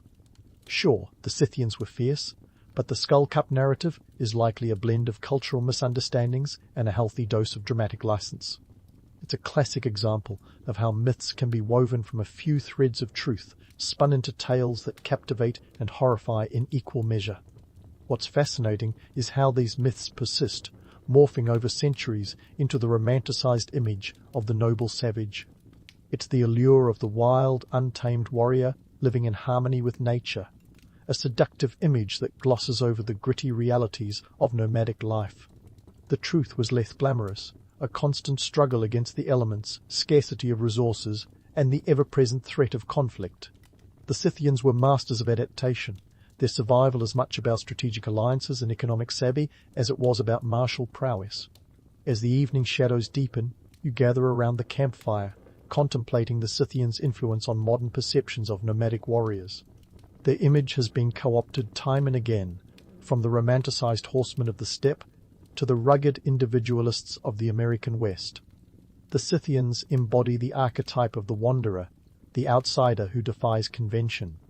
It's a narrative that resonates across cultures and eras, tapping into our collective fascination with freedom and rebellion. But there's more to the Scythian story than just swashbuckling adventure. They teach us about the power of resilience and the importance of adaptability. In a world that's constantly changing, the ability to pivot, to use whatever resources are at hand, is a timeless lesson. The Scythians navigated the complexities of their world with a blend of diplomacy, trade, and warfare, a triad that echoes through the corridors of history. And speaking of echoes, let's not forget the Scythian influence on the arts and culture. Their intricate goldwork, with its swirling patterns and dynamic animal motifs, inspired artisans from Greece to Persia. Their legacy lives on in the art world, a testament to their aesthetic sensibilities and their role as cultural conduits. The Scythians were not just warriors, they were bridges between worlds, facilitating the exchange of ideas and innovations. As you poke the campfire, sending sparks dancing into the night, consider the Scythians' significance today. They remind us that history is not just a series of events, but a tapestry woven from countless threads of human experience. We're all part of this grand narrative, shaped by the past, informed by the present, and influencing the future. The Scythian story is a reminder that even the most seemingly peripheral players can leave an indelible mark on the world stage. So, as the fire crackles and the steppe stretches out under the starlit sky, you take a moment to appreciate the legacy of the Scythians. They were warriors, traders, and artisans, nomads who navigated the vastness of their world with skill and audacity. Their story is one of survival and adaptation, of myth and reality intertwining like the strands of a well-crafted bowstring. And as you drift into sleep, the lessons of the Scythians resonate, a reminder that history is alive, ever-present, and always ready to teach us something new. In the bustling streets of Seville in 1599, when the Spanish Empire was still flexing its global muscles like a gym rat with a new membership, a baby named Diego Velázquez entered the scene. Born into a world of flamenco, bullfights, and that peculiar Spanish talent for turning a simple tomato into a culinary art form, young Diego was destined for greatness, or at least a lifetime of paint stains on his clothes. Diego's family wasn't exactly rolling in the ducats, but they were respectable enough to give him a leg up in the world. His father, João Rodrigues da Silva, was a Portuguese lawyer, and his mother, Jerónima Velázquez, hailed from a family with connections. Now, if you've ever tried to navigate 17th century Spanish society without a few good connections, you might as well have been trying to enter the royal court with a cheese wheel as your only offering. Spoiler alert, that wouldn't get you very far. In a city known for its vibrant colours and, let's be honest, its overwhelming smell of oranges, young Diego was apprenticed at the tender age of 11 to Francisco Pacheco. Pacheco was a painter, sure, but also a man who could talk your ear off about the virtues of proper brush technique while simultaneously serving as the unofficial art critic of Seville. Picture a medieval Yelp reviewer with a penchant for still lifes. Now, if you're thinking Diego's path to mastery was all about chasing artistic dreams, think again. This was 17th century Spain, where art wasn't just about beauty, but also about survival. Painters weren't just artists, they were hustlers in a world where the church and nobility held the purse strings tighter than a miser's grip on a gold coin. Diego's early works needed to satisfy Pacheco's high standards while also appealing to patrons who could pay for more than just a loaf of bread and a glass of mediocre wine. Velázquez's first known works weren't exactly the grand portraits that would later make him a household name. Instead, they were genre paintings, scenes of everyday life that captured the essence of the common folk. Think of them as the Instagram stories of their day, minus the filters and hashtags. The everyday hustle of selling eggs, or the candid chaos of a kitchen in full swing, were his subjects. Old Woman Frying Eggs, painted around 1608, is a testament to his ability to take the mundane and elevate it to something worthy of a gallery wall, or at least a prominent place above your grandmother's fireplace. But let's not romanticize too much. Diego's early career was painted pun entirely intended by the harsh realities of his time. Spain's economy was a roller coaster of inflation and debt. The country was involved in more European conflicts than a soap opera character has affairs. And all this time, Velázquez was learning to navigate the treacherous waters of patronage, where a well-placed painting could mean the difference between a bowl of olives for dinner and a full table spread. As Velázquez honed his craft, he was also mastering the art of social navigation. Pacheco, ever the savvy mentor, didn't just teach him to paint, he taught him to schmooze. Because, in a world where the church and state were often indistinguishable, knowing the right bishop or duke could open doors faster than a battering ram. And so, with brush in hand and Pacheco's guidance in his ear, Diego began to make a name for himself. By the time he was in his late teens, Velázquez had established himself as a competent portraitist. He was a young man in a hurry, eager to prove himself in a city that was as much about appearances as it was about piety. His subjects ranged from local merchants to minor nobility, each face captured with an eye for detail that foreshadowed the masterpieces to come. One could say he was painting for his supper, and in those days, supper was no laughing matter if you couldn't afford it.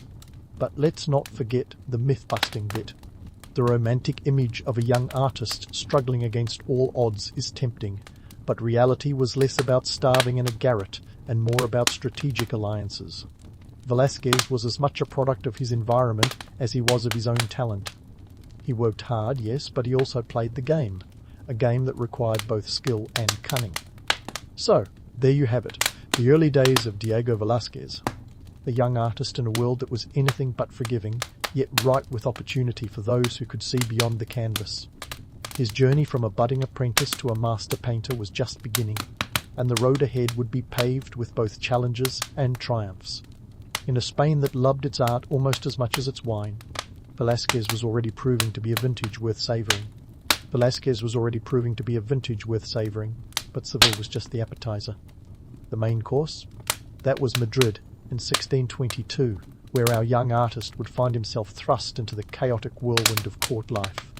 Imagine being handpicked to paint the royal family. It's like winning the lottery, but instead of cash, you get political intrigue and the pressure to make the monarch look like a god. For Velázquez, this was an opportunity to trade his local fame for something far grander, a place at the Spanish court, where power plays were as common as the king's afternoon siesta. Now, don't let those lavish paintings fool you. The life of a court painter wasn't all gilded frames and royal banquets. In 1622, Velázquez packed his bags and left Seville behind, armed with canvases and Pacheco's letters of recommendation. He was headed for the capital, where King Philip IV, a man with more titles than a binge-watching session, was in need of a new court painter. The previous painter, Rodrigo de Villandrando, had inconveniently died, leaving a vacancy at the top.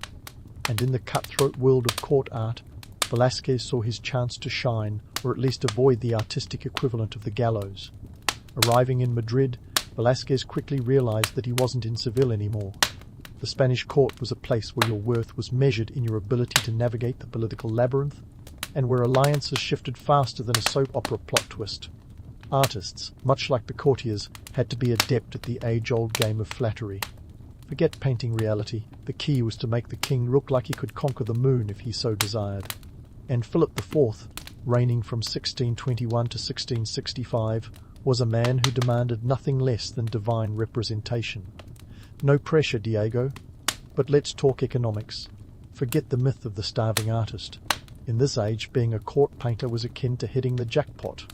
Velázquez was paid 20 ducats a month as a retainer, plus an extra 50 ducats for each portrait of the king or queen. A tidy sum when you consider that an average labourer earned just a fraction of that. And let's not forget the perks, access to the finest materials, royal patronage, and the kind of social mobility that would give any upwardly mobile millennial heart palpitations. Velázquez wasn't just painting, he was climbing the social ladder, one brushstroke at a time. But let's not romanticize it entirely. Court life was a circus, and Velázquez was part of the menagerie. The Spanish Habsburgs loved their pageantry, and the court was a theatre of power, where everyone from the lowliest squire to the highest noble played a role. Political machinations were the order of the day, and Velázquez had to keep his wits about him. He wasn't just painting pretty pictures, he was capturing the essence of a dynasty that was simultaneously at its zenith and teetering on the brink of decline. The 30 Years' War was raging, and Spain's economy was about as stable as a house of cards in a hurricane. Yet, despite the chaos, Velázquez managed to thrive. His first major commission, a portrait of the king in 1623, was a resounding success. Philip IV, with his Habsburg jaw and regal bearing, looked every bit the part of a ruler chosen by divine providence. Velázquez's skill lay in his ability to capture the subtle interplay of light and shadow, lending an air of gravitas to his subjects that transcended mere flattery. It was a delicate balance, honesty without offence, grandeur without garishness. And Velázquez's reward? A permanent appointment as the official court painter. His star was on the rise, and with it came the chance to influence the cultural landscape of Spain. He was no longer just a painter, he was a cultural ambassador, a visual chronicler of the royal family, and a player in the grand game of politics. His work was a testament to the power of art to shape perception, to elevate the mundane to the monumental, and all the while he remained acutely aware of the shifting tides of favour, because in court life, as in painting, the devil was in the details. But let's not forget the absurdity of it all. Imagine painting a portrait of a king, knowing that if you didn't capture his likeness just so, you might find yourself out of favour faster than you could say Habsburg chin. The lengths to which painters went to flatter their patrons were nothing short of comical. Artists would subtly elongate a royal nose, enhance the depth of an eye, or even alter the very proportions of their subjects to ensure they radiated power and wisdom traits, not always evident in real life. Velázquez was no stranger to such artistic diplomacy, and his works are a testament to his ability to balance truth with tact. Of course, Velázquez was more than just a court sycophant. His works, while undoubtedly crafted to please, also carried a nuanced understanding of his subjects. He captured not only their physical likeness, but also their inner world, offering a glimpse into the souls of those who sat before him. It was this depth, this ability to see beyond the surface, that set him apart from his contemporaries. He may have been a court painter, but he was also a visionary, a master of his craft, who understood the power of art to transcend its time and speak to the ages.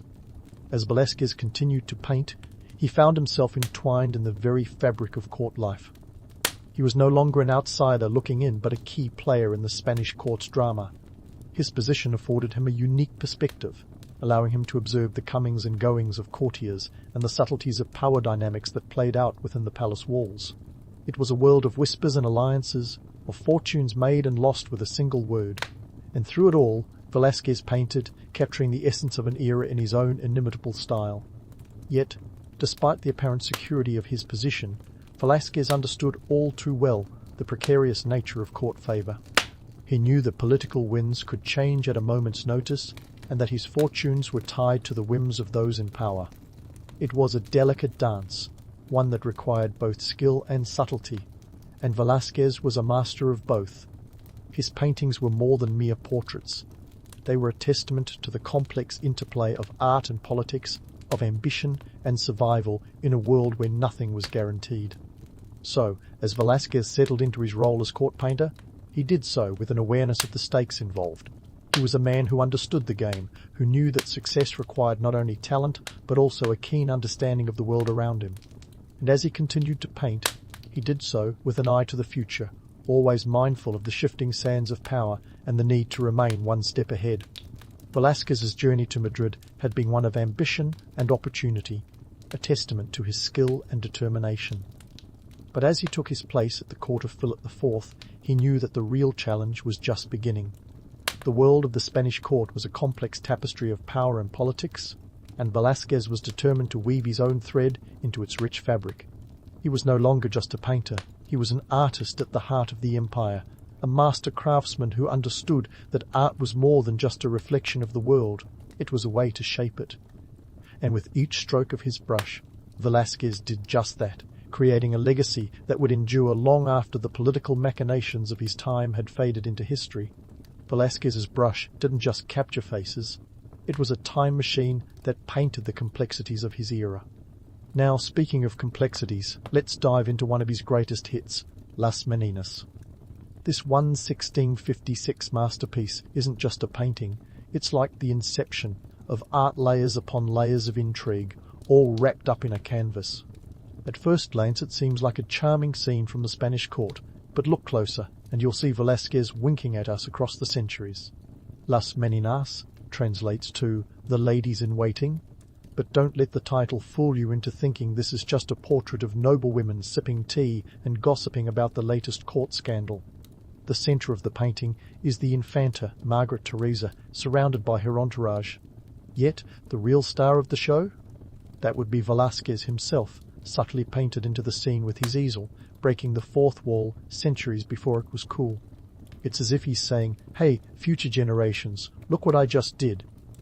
And here's the kicker. The king and queen, Philip IV and Mariana of Austria, appear in a mirror in the background. It's a clever bit of visual trickery that suggests they're the true subjects of the painting, even though we barely see them. Velázquez turned what could have been a straightforward portrait into a complex play of perspectives and reflections. It's art imitating life, imitating art.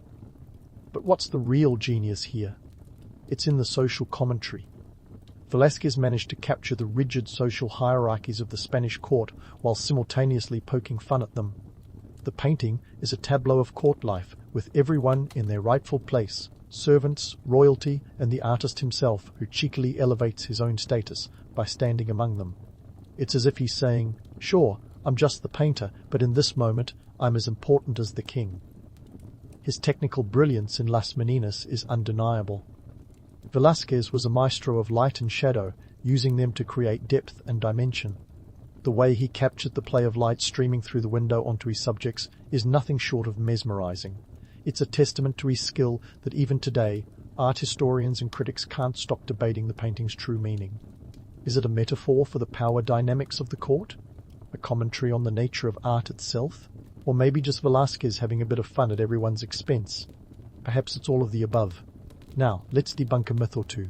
The romantic image of Velázquez as a lone genius struggling against the odds is compelling, sure, but the reality was more nuanced. Yes, he was a trailblazer, but he also had the patronage of the most powerful family in Spain. His position as court painter gave him access to the finest materials and the liberty to experiment with his style in ways other artists could only dream of. So while his talent was immense, his social and professional connections were the secret sauces in his recipe for success. The economic context of Velázquez's time adds another layer to this story. Spain in the mid-17th century was a land of opulence and decay, a superpower grappling with bankruptcy. The 30 Years' War drained the treasury, and inflation was as rampant as a viral TikTok dance. Yet the Spanish court maintained its grandeur, a facade of wealth and power that Velázquez captured so adeptly. His paintings, luxurious in detail and rich in symbolism, mirrored the dichotomies of his era, a kingdom on the surface glittering with gold while struggling with internal decay. Las Meninas isn't just a masterpiece, it's a time capsule. Through its frames, Velázquez invites us into a world of grandeur and gossip, of politics and power plays. And let's not forget the humour, subtle, yes, but there for those who know where to look. In the act of painting himself into the scene, Velázquez challenges the viewer to consider the role of the artist in society. He's not just a craftsman, he's a commentator, a storyteller, and, dare I say, a bit of a trickster. But Velázquez's knack for embedding social commentary wasn't limited to Las Meninas. Take The Surrender of Breda, another of his famed works. Painted between 1634 and 1635, it commemorates the Spanish victory over the Dutch city of Breda. Now, you'd expect a triumphant portrayal of Spanish dominance, right? Instead, Velázquez gives us a surprisingly humane depiction of the defeated Dutch leader Justinus van Nassau handing over the keys to the Spanish general Ambrosio Spinola. The two are depicted as equals, a nod to chivalry rather than conquest. It's a subtle critique of war, showing the shared humanity even in moments of victory. And let's not ignore his royal portraits, which were as much political statements as they were works of art. Velázquez's portraits of Philip IV are a masterclass in political spin. With his Habsburg jaw and regal attire, Philip looks every inch the divine monarch, even if his reign was more noted for its excesses than its successes. Velázquez's ability to convey the king's authority, while hinting at the vulnerabilities beneath the surface, was nothing short of masterful. So, what does this all mean? Velázquez wasn't just painting pretty pictures.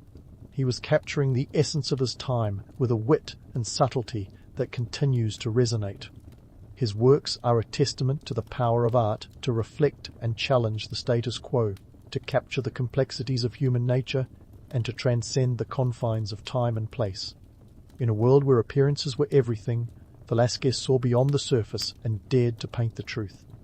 As we delve deeper into Velázquez's masterpieces, it becomes clear that his art was as much about the unspoken as the seen. He was a painter of paradoxes, a master of juxtaposition, and a chronicler of an era grappling with its own contradictions. His paintings invite us to look beyond the surface, to question the narratives we are told, and to see the world in all its complexity. And that's the beauty of Velázquez. He knew that art was not just about capturing what was in front of him, but about revealing what lay beneath. His works are a reminder that even in the most rigid of hierarchies, there is always room for a little subversion, a dash of humour, and a touch of humanity. So, as we continue our journey through the life and art of Diego Velázquez, let's keep in mind that his genius lay not just in what he painted, but in how he painted it, always with an eye to the past and a wink to the future. With Velázquez's mastery firmly established in the halls of Spanish nobility, you might think he'd rest on his laurels. But no, the man had bigger fish to fry, or, more accurately, bigger canvases to paint. And so began his European escapades, where he swapped his paintbrush for a passport, transforming into a sort of 17th century James Bond of the arts. Velázquez's travels weren't just about soaking up the continental vibes. They were about collecting artistic intel and forging connections that would influence his work and Spain's cultural standing for years to come. In 1629, Velázquez embarked on his first major European tour, a grand tour before the concept became a rite of passage for the young and wealthy. His itinerary read like a who's who of European art cities: Venice, Rome, Naples. It's as if Velázquez had GPS coordinates for every Renaissance masterpiece worth its salt. But let's not pretend these were leisurely strolls through cobblestone streets. His mission was twofold: to study the greats and, more importantly, to act as an unofficial ambassador for King Philip IV. That's right, Velázquez was tasked with the diplomatic ballet of making Spain look like the cultural powerhouse it aspired to be. No pressure, Diego. Now, when we talk about Velázquez's travels, let's not gloss over the economic context.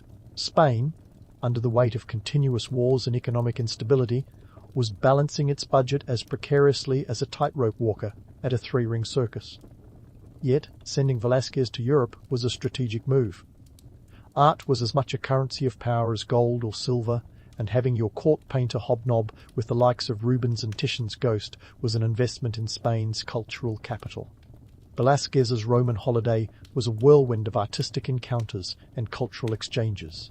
In Venice, he marvelled at the vibrant colour palettes of the Venetian masters, while in Rome he rubbed elbows with the who's who of the Baroque world.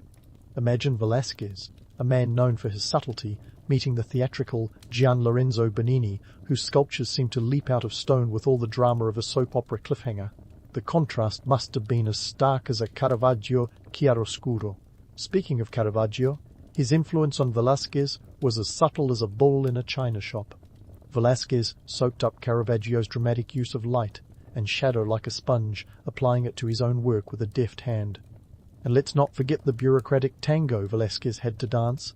Securing permission to study the Vatican's art collection was about as easy as getting a backstage pass to the Sistine Chapel. Yet, Velázquez's charm and persistence paid off, and he was granted access to the art treasures of the church, a privilege that was less about divine intervention and more about deft diplomacy. But Velázquez wasn't just a sponge, he was a cultural conduit, absorbing and then transmitting what he'd learned back to Spain. His time in Italy led to a marked evolution in his style, evident in works like Joseph's Bloody Coat brought to Jacob, where he combined Italian techniques with his own Spanish sensibilities. It was like mixing paella with pasta, a fusion that worked against the odds, creating something uniquely Velázquez. Now, let's talk about the cross-cultural misunderstandings that peppered Velázquez's travels like unexpected plot twists. Picture a Spanish courtier arriving in Italy, a country as politically fragmented as a shattered vase, each city-state its own little fiefdom of power and influence. Velázquez had to navigate these complexities with the precision of a cat burglar. One can imagine the humorous hurdles, language barriers, differing customs, and the ever-present threat of insulting a local dignitary with a misplaced word or gesture. Diplomacy was an art form unto itself, and Velázquez painted his way through these challenges with the same finesse he applied to his canvases. Through his travels, Velázquez didn't just gather artistic inspiration, he collected stories, anecdotes, and experiences that would colour his work and his role at court. He returned to Spain not just as a painter, but as a cultural ambassador who had seen the best of what Europe had to offer and was ready to integrate these elements into the Spanish scene. His journey was a testament to the idea that art transcends borders, a universal language that speaks to the heart of human experience. But let's not sugarcoat it. Velázquez's travels were as much about political manoeuvring as they were about artistic enlightenment. Spain needed to project an image of cultural sophistication, and Velázquez's European exploits were a key part of that strategy. His presence in the courts of Europe sent a message. Spain, despite its economic woes and military entanglements, was still a player on the global stage, a country whose cultural contributions could stand toe-to-toe with Italy and France. Back in Spain, Velázquez's broadened horizons were manifested in his subsequent works. His portraits took on new depth, his compositions grew more daring. Works like The Forge of Vulcan, painted after his return, showcased his newfound appreciation for dynamic storytelling, capturing the moment with an intensity that would have made any Italian master nod in approval. His ability to blend the grandeur of the Baroque with the realism of Spanish tradition was like a master chef creating a fusion dish that satisfied the palate while challenging expectations. Yet, Velázquez's role as a cultural ambassador wasn't without its challenges. The Spanish court, with its intrigues and rivalries, was a far cry from the artistic camaraderie he found abroad. He had to navigate this world with the same skill and subtlety he applied to his art, aware that a misplaced brushstroke or word could spell disaster. Velázquez was a man who understood that art was not just about creation, but also about diplomacy, about bridging gaps and building connections in a world where alliances were as fleeting as the light he so masterfully captured on canvas. And so, Velázquez's European adventures were more than just a chapter in his artistic journey. They were a defining moment in his career, shaping his work and his role within the Spanish court. He returned to Madrid not just as a court painter, but as a seasoned diplomat, his art infused with the influences and experiences he had gathered along the way. His travels were a reminder that art is a universal language, a bridge between cultures, and an enduring testament to the power of creativity to transcend the boundaries of time and place. As we continue to explore Velázquez's legacy, it's clear that his role as a cultural ambassador was as pivotal as his work on the canvas. His travels across Europe were a testament to his ability to navigate the complex world of art and politics with grace and skill, leaving a lasting impact on the cultural landscape of Spain and beyond. Velázquez was more than just a painter. He was a visionary, a diplomat, and a master of his craft, whose work continues to resonate across the centuries, reminding us of the enduring power of art to connect us all. Velázquez's legacy, much like a fine wine, only grew richer with time, even if his immediate posthumous fame was more of a slow burn than a fireworks display. The artist passed away in 1660, leaving behind a body of work that was as enigmatic as it was brilliant. At first, his reputation was largely confined to the Spanish court, where his portraits remained a testament to his unparalleled skill. But as the years rolled on, the world beyond Spain began to take notice, gradually elevating Velázquez to the pantheon of art history's greats, a process that took centuries, not seconds. So, what made Velázquez's work endure? Let's start with his knack for capturing the essence of his subjects, a skill that made his paintings feel alive. His mastery of light and shadow was like a magic trick that left viewers wondering how he'd done it. And those enigmatic compositions, with their layers upon layers of meaning, were like puzzles waiting to be solved. Las Meninas, for instance, remains a perennial favorite of art historians and conspiracy theorists alike, all trying to uncover its secrets like modern-day Indiana Joneses with fewer whips and more magnifying glasses. But wasn't Velázquez just another court painter? Well, not quite. While many artists of his time focused solely on flattery, Velázquez managed to infuse his portraits with a sense of realism that set him apart. His subjects weren't just idealized figures frozen in time, they were living, breathing individuals with stories etched into their faces. Take his portrait of Pope Innocent X, for instance. Painted during his second trip to Italy in 1649, this work is a masterclass in psychological depth.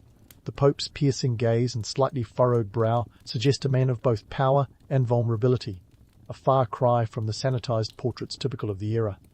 Let's address some myths while we're at it. The romanticized image of Velázquez as a lone genius creating masterpieces in isolation is a bit misleading. Sure, his talent was undeniable, but he was also a savvy networker who navigated the labyrinthine corridors of power with the grace of a ballet dancer dodging obstacles. His ability to secure and maintain royal patronage wasn't just about skill with a paintbrush, it was about playing the political game better than most. He was a man who understood that art was as much about who you knew as it was about what you painted. And then there's the myth of Velázquez as a starving artist. The truth? Being a court painter came with its perks. He had a steady income, access to the finest materials, and a platform to showcase his work that most artists could only dream of. His position allowed him to experiment and innovate, pushing the boundaries of what painting could be at a time when conformity was often the rule. Velázquez wasn't just surviving, he was thriving in a world where art was both a commodity and a currency of power. Fast forward to the 19th century, and Velázquez's star finally began to rise in earnest. The Romantic movement, with its penchant for drama and emotion, found much to admire in his work. Artists and critics alike began to look back at Velázquez, seeing him as a precursor to the modern art movements that would follow. His loose brushwork, once dismissed as unfinished, was re-evaluated as a precursor to Impressionism. Suddenly, Velázquez was no longer just a Spanish treasure. He was a global phenomenon, a touchstone for artists seeking to break free from the shackles of tradition. Yet, as with all legends, Velázquez's story is a mix of fact and fiction. The romanticized narratives often overlook the gritty realities of his time, the economic turmoil of 17th century Spain, the constant threat of war, and the political machinations that could make or break a career. Velázquez's success wasn't just about talent, it was about navigating these choppy waters with a keen eye for opportunity and a steely determination to leave his mark on history. In modern times, Velázquez's legacy continues to resonate. His influence felt across the spectrum of art, from the grand halls of museums to the classrooms where budding artists study his techniques. His ability to capture the complexity of human nature, to find beauty in the mundane, and to challenge the viewer to see beyond the surface remains as relevant today as it was in the 17th century. His work reminds us that art is not just a reflection of the world, but a lens through which we can see the truths hidden beneath its surface. So, what do we take away from Velázquez's story? Perhaps it's the reminder that true genius is often a blend of talent, opportunity, and a bit of shrewd maneuvering. Velázquez wasn't just a painter, he was a master of his craft who understood the power of art to transcend time and place. His legacy is a testament to the enduring impact of creativity, a reminder that even in the most rigid of worlds, there is always room for innovation and a touch of rebellion. In the end, Velázquez's art is like a mirror, reflecting not just the faces of his subjects, but the world they inhabited, a world that, despite its distance from our own, still speaks to us across the centuries. His work is a dialogue between past and present, a conversation that continues to inspire, challenge, and captivate.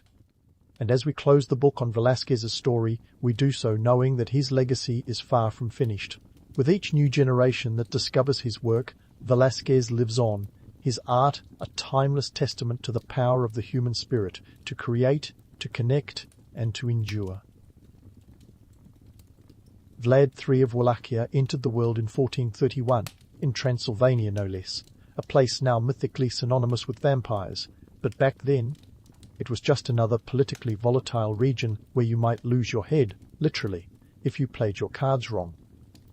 Born into the noble house of Drukolekti, Vlad's early life was the stuff of medieval soap operas. His dad, Vlad II, earned the nickname Tranquil after joining the Order of the Dragon, a chivalric order founded by Sigismund of Luxembourg for those who fancied themselves defenders of Christianity.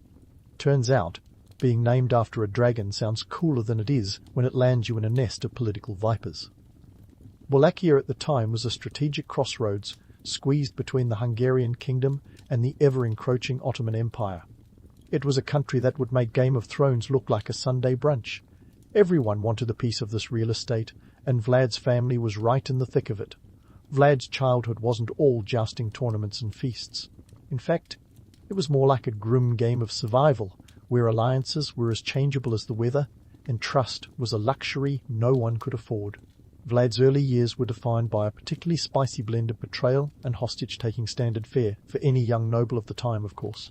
In 1442, when Vlad was just about 11 years old, he and his younger brother Radu were sent as hostages to the Ottoman court by their father. Now, this wasn't some summer camp experience. It was a strategic move to ensure that Daddy Tranquil played nice with Sultan Murad II. The Ottomans had a knack for these kinds of arrangements. They were part insurance policy, part boarding school from hell. But let's not sugarcoat it, the Ottoman court was a world apart from the Carpathian mountains of Vlad's homeland. Vlad and Radu were effectively insurance policies in human form, a guarantee that their father wouldn't go all medieval on the Ottomans while their boys were under the watchful eye of the Sultan. Not that Vlad Sr. was in a strong position to do much about it. He was busy trying to balance on the tightrope of Wallachian politics, where one wrong step could end in a very public and very permanent retirement plan. Surrounded by the grandeur of the Ottoman court, young Vlad learned the art of war, politics, and probably a few Turkish curse words. Radu, meanwhile, got along famously with the Ottomans, so much so that he earned the nickname Radu the Handsome, and later on became a favourite of Sultan Mehmed II. Vlad, however, was less charmed by his captors. He grew up with a simmering resentment that would eventually boil over into his infamous reign of terror. Now, let's talk about Vlad's homecoming. By 1448, Vlad was finally back in Wallachia, though getting there was no small feat. His father had been assassinated in 1447 by rival factions, and his older brother Mircea had been blinded and buried alive. Tough crowd, those medieval Wallachians. Vlad's return was less about reclaiming a cosy family seat and more about navigating a snake pit of treachery and ambition. At the tender age of 17, he made his first bid for the Wallachian throne, with a little help from his buddies, the Ottomans. But hold your horses. Vlad's first rule was as brief as a sneeze in a hurricane. He managed to grab the throne for a couple of months before being booted out by the former governor of Transylvania, John Hunyadi, who backed a rival claimant. This was Wallachian politics in action, a rapid-fire Game of Thrones where kings came and went faster than you could say impalement. Vlad was down, but not out. He spent the next few years honing his skills, aligning himself with the right allies, and sharpening his stakes, no doubt. During this time he learned the value of patience, cunning, and brutal efficiency traits that would define his notorious reign. His comeback in 1456 was orchestrated with the finesse of a seasoned puppet master, with Vlad finally seizing the throne and holding on to it with a grip that would make a pit bull proud. As much as we love the Dracula mythos, Vlad's real story is far more fascinating than any fanged fantasy. He was a product of his time, a time when keeping your head was both a metaphor and a daily goal. The legend of Vlad the Impaler would eventually merge with Bram Stoker's Dracula, but before he became the poster boy for the undead, Vlad was a flesh-and-blood ruler navigating the blood-soaked chessboard of 15th century Eastern Europe. It was a world where alliances were as firm as wet tissue paper, and the only guarantee was that someone was always waiting to stab you in the back or the front if you were lucky. Vlad's early years were a crash course in medieval politics, teaching him that in the ruthless Game of Thrones, you either win or you end up on a very sharp stake. Now, Vlad wasn't just a product of his time, he was its most notorious sculptor, carving his legend with the precision of a master craftsman. When he finally took the Wallachian throne in 1456, it wasn't just a comeback, it was a high-stakes power play that would make Wall Street look like a kindergarten sandbox. His reign may have been bloodier than a horror movie marathon, but beneath the gore was a shrewd political mind at work. First, let's address Vlad's short-lived debut in 1448. Imagine a political career as brief as a TikTok trend. Vlad's first stint as voivode of Wallachia was about as stable as a three-legged chair. The throne was his for just a couple of months before John Hunyadi, the Hungarian bigwig with a penchant for backing rival claimants, gave him the boot. But Vlad wasn't one to take defeat lying down. He spent the next years plotting his return like a medieval Frank Underwood, ever the opportunistic strategist. By 1456, Vlad was back, and this time he wasn't planning on letting go. His second reign began with what can only be described as a medieval mic drop. Vlad didn't just seize power, he orchestrated a takeover that was as brutal as it was efficient. His first order of business: clearing out the political landscape like a gardener on a weed-pulling spree. It was time to settle scores, and Vlad did so with an enthusiasm that would make even the most vengeful Game of Thrones character take notes. Impalement became Vlad's calling card, his piece de resistance in the art of medieval warfare. Now, you might wonder, why impalement? Why not the more traditional beheading or hanging? Well, Vlad had a flair for the dramatic, and nothing said, "Do not mess with me," quite like a forest of spikes adorned with his enemies. It was psychological warfare at its most gruesome, a message that was hard to ignore. In a world without Instagram or Twitter, Vlad's spikes were his way of going viral. But Vlad's penchant for impalement wasn't just for shock value. It was a calculated move to instill fear and maintain control over a region where alliances shifted quicker than the seasons. Wallachia was a geopolitical headache, squeezed between the Ottoman Empire and the Kingdom of Hungary, each with their eyes on its strategic location. Vlad's methods were extreme, but in a landscape defined by treachery and betrayal, extremity was often a necessity. His economic policies were as ruthless as his military tactics. Vlad knew that a prosperous kingdom was harder to undermine, so he focused on strengthening Wallachia's economy. He enforced strict laws against theft and corruption, understanding that a stable economy was a powerful tool against internal dissent. His tax policies targeted the boyars, the Wallachian nobility who had a history of backstabbing more prolific than a soap opera character. By curbing their power and redistributing wealth, Vlad aimed to centralize authority and reduce the influence of potential rivals. Vlad's reign was marked by a peculiar brand of justice. His court was open to all, and he was known for delivering swift, often brutal, judgments. This earned him a reputation as both a tyrant and a fair ruler, a paradox that only adds to his complex legacy. In one instance, Vlad invited the boyars to a feast, only to impale the lot of them, sending a clear message that loyalty was non-negotiable and betrayal had a high price. His relationship with the Ottomans was a delicate dance of diplomacy and defiance. While he paid tribute to the Sultan as was expected, he wasn't about to let the Ottomans dictate Wallachia's affairs. In 1461, Vlad refused to pay the annual tribute, a bold move that was essentially the medieval equivalent of flipping the bird to a superpower.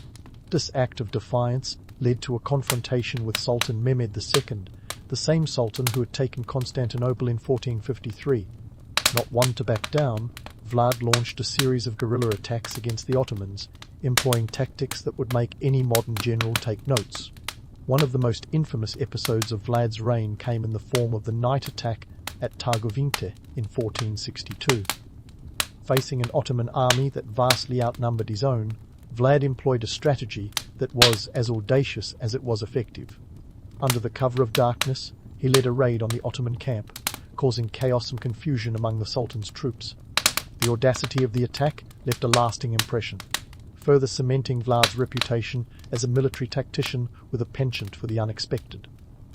Vlad's public relations skills may have been unconventional, but they were undoubtedly effective. In an age where news travelled slower than a tortoise on a lazy day, Vlad's methods ensured that his reputation preceded him. Stories of his exploits spread far and wide, carried by travellers, traders, and the occasional fleeing noble. These tales painted Vlad as a ruler who was as feared as he was respected, a man who wielded terror as both a weapon and a shield. It's worth noting that Vlad's infamous impalement practices weren't without precedent. The Ottomans themselves used impalement as a form of punishment, and Vlad likely learned the technique during his time as a hostage. However, Vlad took it to new heights, or depths, depending on your perspective, using it as a tool of statecraft. His reign was a masterclass in the use of fear as a means of control, a lesson in the harsh realities of medieval politics. Despite his gruesome methods, Vlad was also a patron of the Orthodox Church, supporting the construction of monasteries and churches throughout Wallachia. This religious devotion added another layer to his complex persona, painting him as a defender of Christianity against the encroaching Muslim Ottomans. Whether this was genuine piety or political strategy is up for debate, but it certainly helped bolster his image as a ruler with divine favour. Vlad's legacy is a testament to the duality of history, the romance of the Dracula legend and the brutality of the real-life Impaler. While Bram Stoker's fictional Count Dracula has become a cultural icon, Vlad's true story is a stark reminder of the harsh realities of power and the lengths to which one might go to secure it. His reign was a blend of terror and tenacity, a testament to the complexities of leadership in a world where life was as fragile as a candle in the wind. As we dig deeper into Vlad's reign, it's clear that his story is far more nuanced than the fanged fantasies of popular culture. He was a ruler who understood the power of perception, manipulating his image to maintain control in a world where loyalty was a rare commodity. His methods may have been brutal, but they were undeniably effective, allowing him to navigate the treacherous waters of 15th century politics with a deftness that was unmatched. In the end, Vlad's story is one of survival, a tale of a man who rose from the ashes of betrayal to claim his place in history. His reign was a dark dance of power and punishment, a reminder that in the brutal chess game of medieval politics, sometimes the only way to win is to rewrite the rules.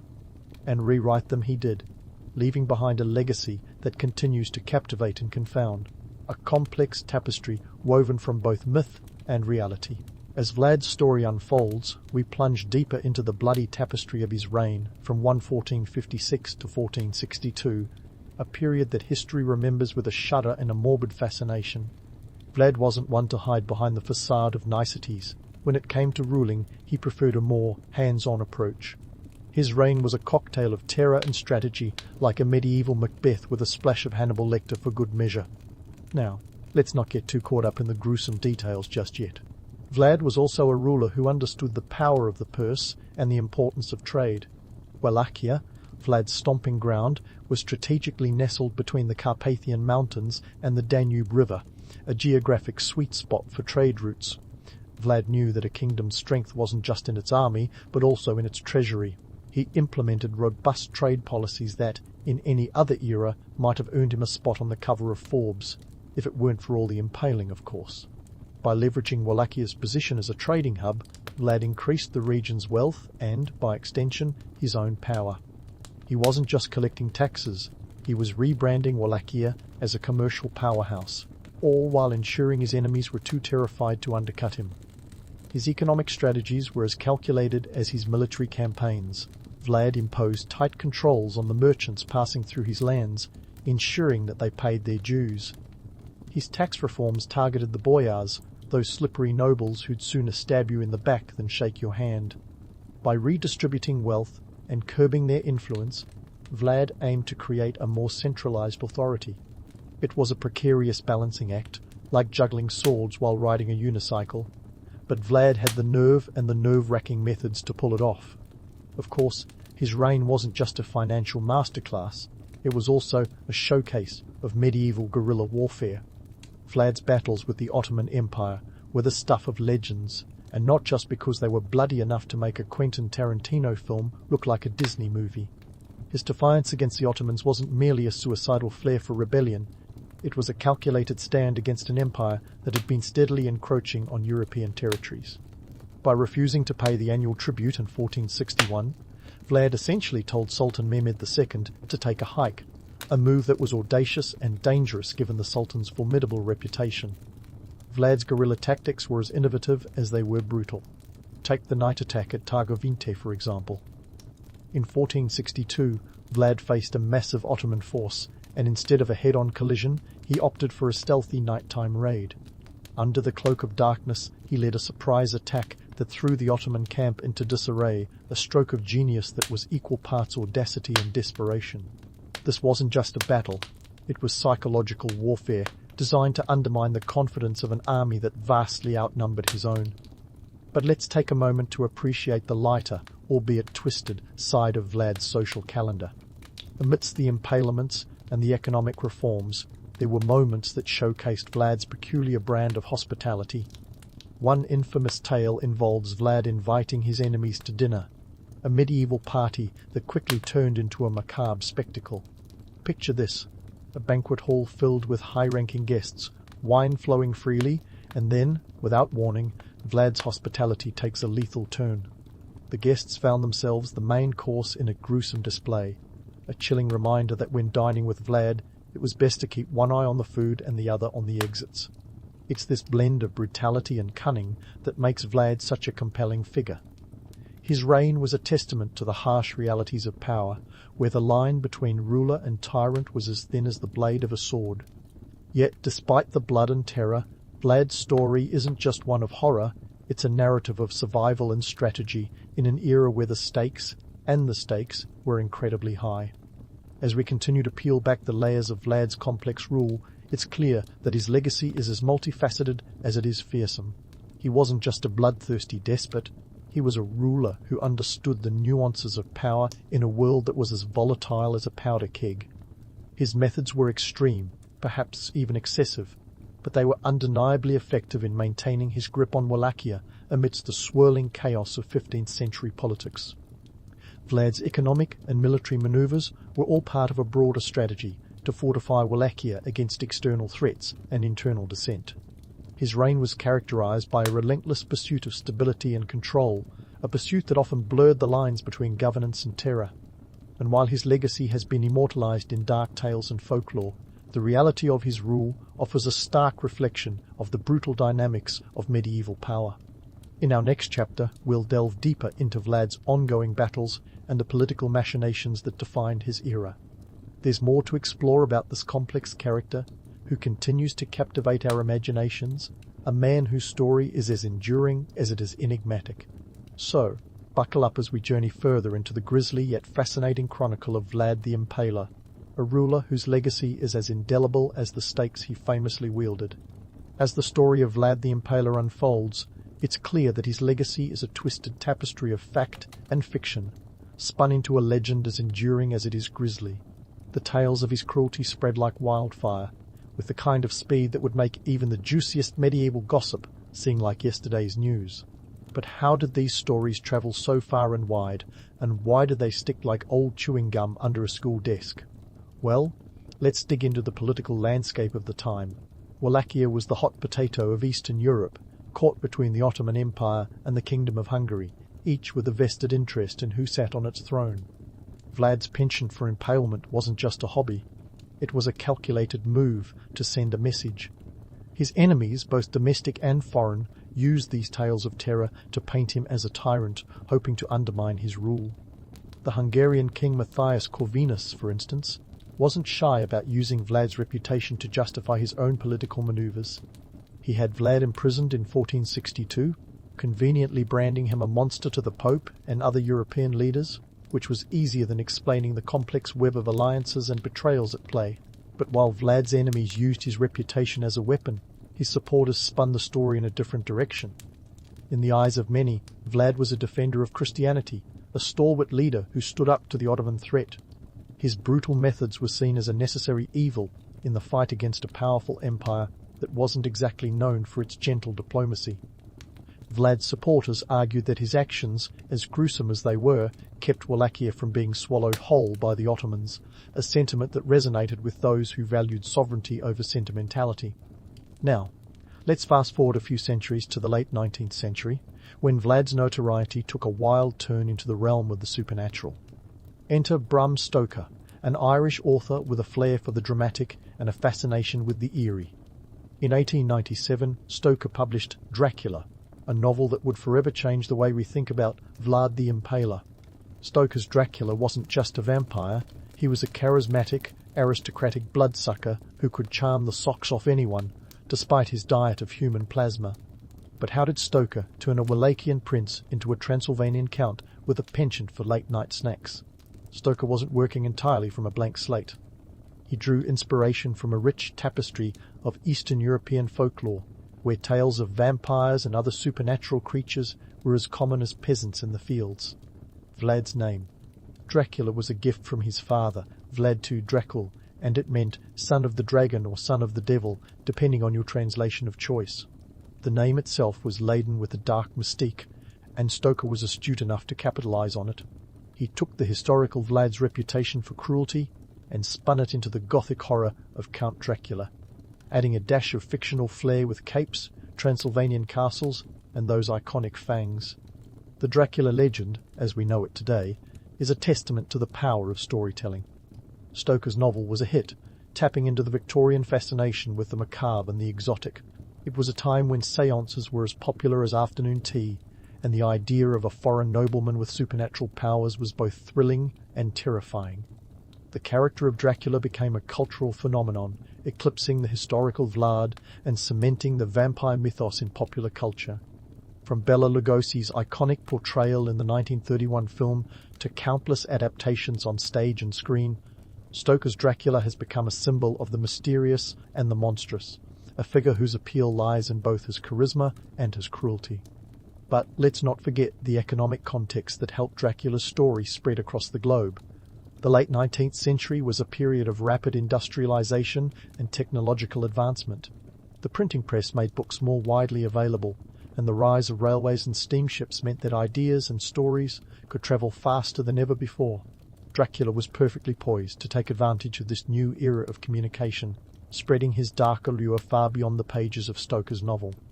Yet, as captivating as the Dracula legend is, it's important to remember the stark realities of Vlad's rule. The romanticized image of the vampire count glosses over the harsh truths of 15th century politics, where power was as fleeting as a shadow and as sharp as a stake. Vlad's legacy is a complex blend of myth and reality, a reminder that history is often written by those with a vested interest in the narrative. While Stoker's Dracula continues to enthrall audiences with his supernatural escapades, the real Vlad remains a figure of fascination, a ruler shaped by the brutal dynamics of his time, whose story is as much about survival as it is about horror. So, as we continue to explore the intricacies of Vlad's legacy, remember that every story has layers. Beneath the fanged fantasy lies a historical tale of power, politics, and perception. Vlad the Impaler was both a product and a master of his era, a man whose life was as enigmatic as the legends it inspired.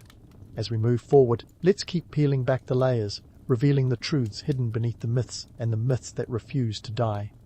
As Vlad's tale winds down, we're left with the aftermath of a reign that was as tumultuous as a thunderstorm in July. Vlad's downfall, much like his life, wasn't a simple affair.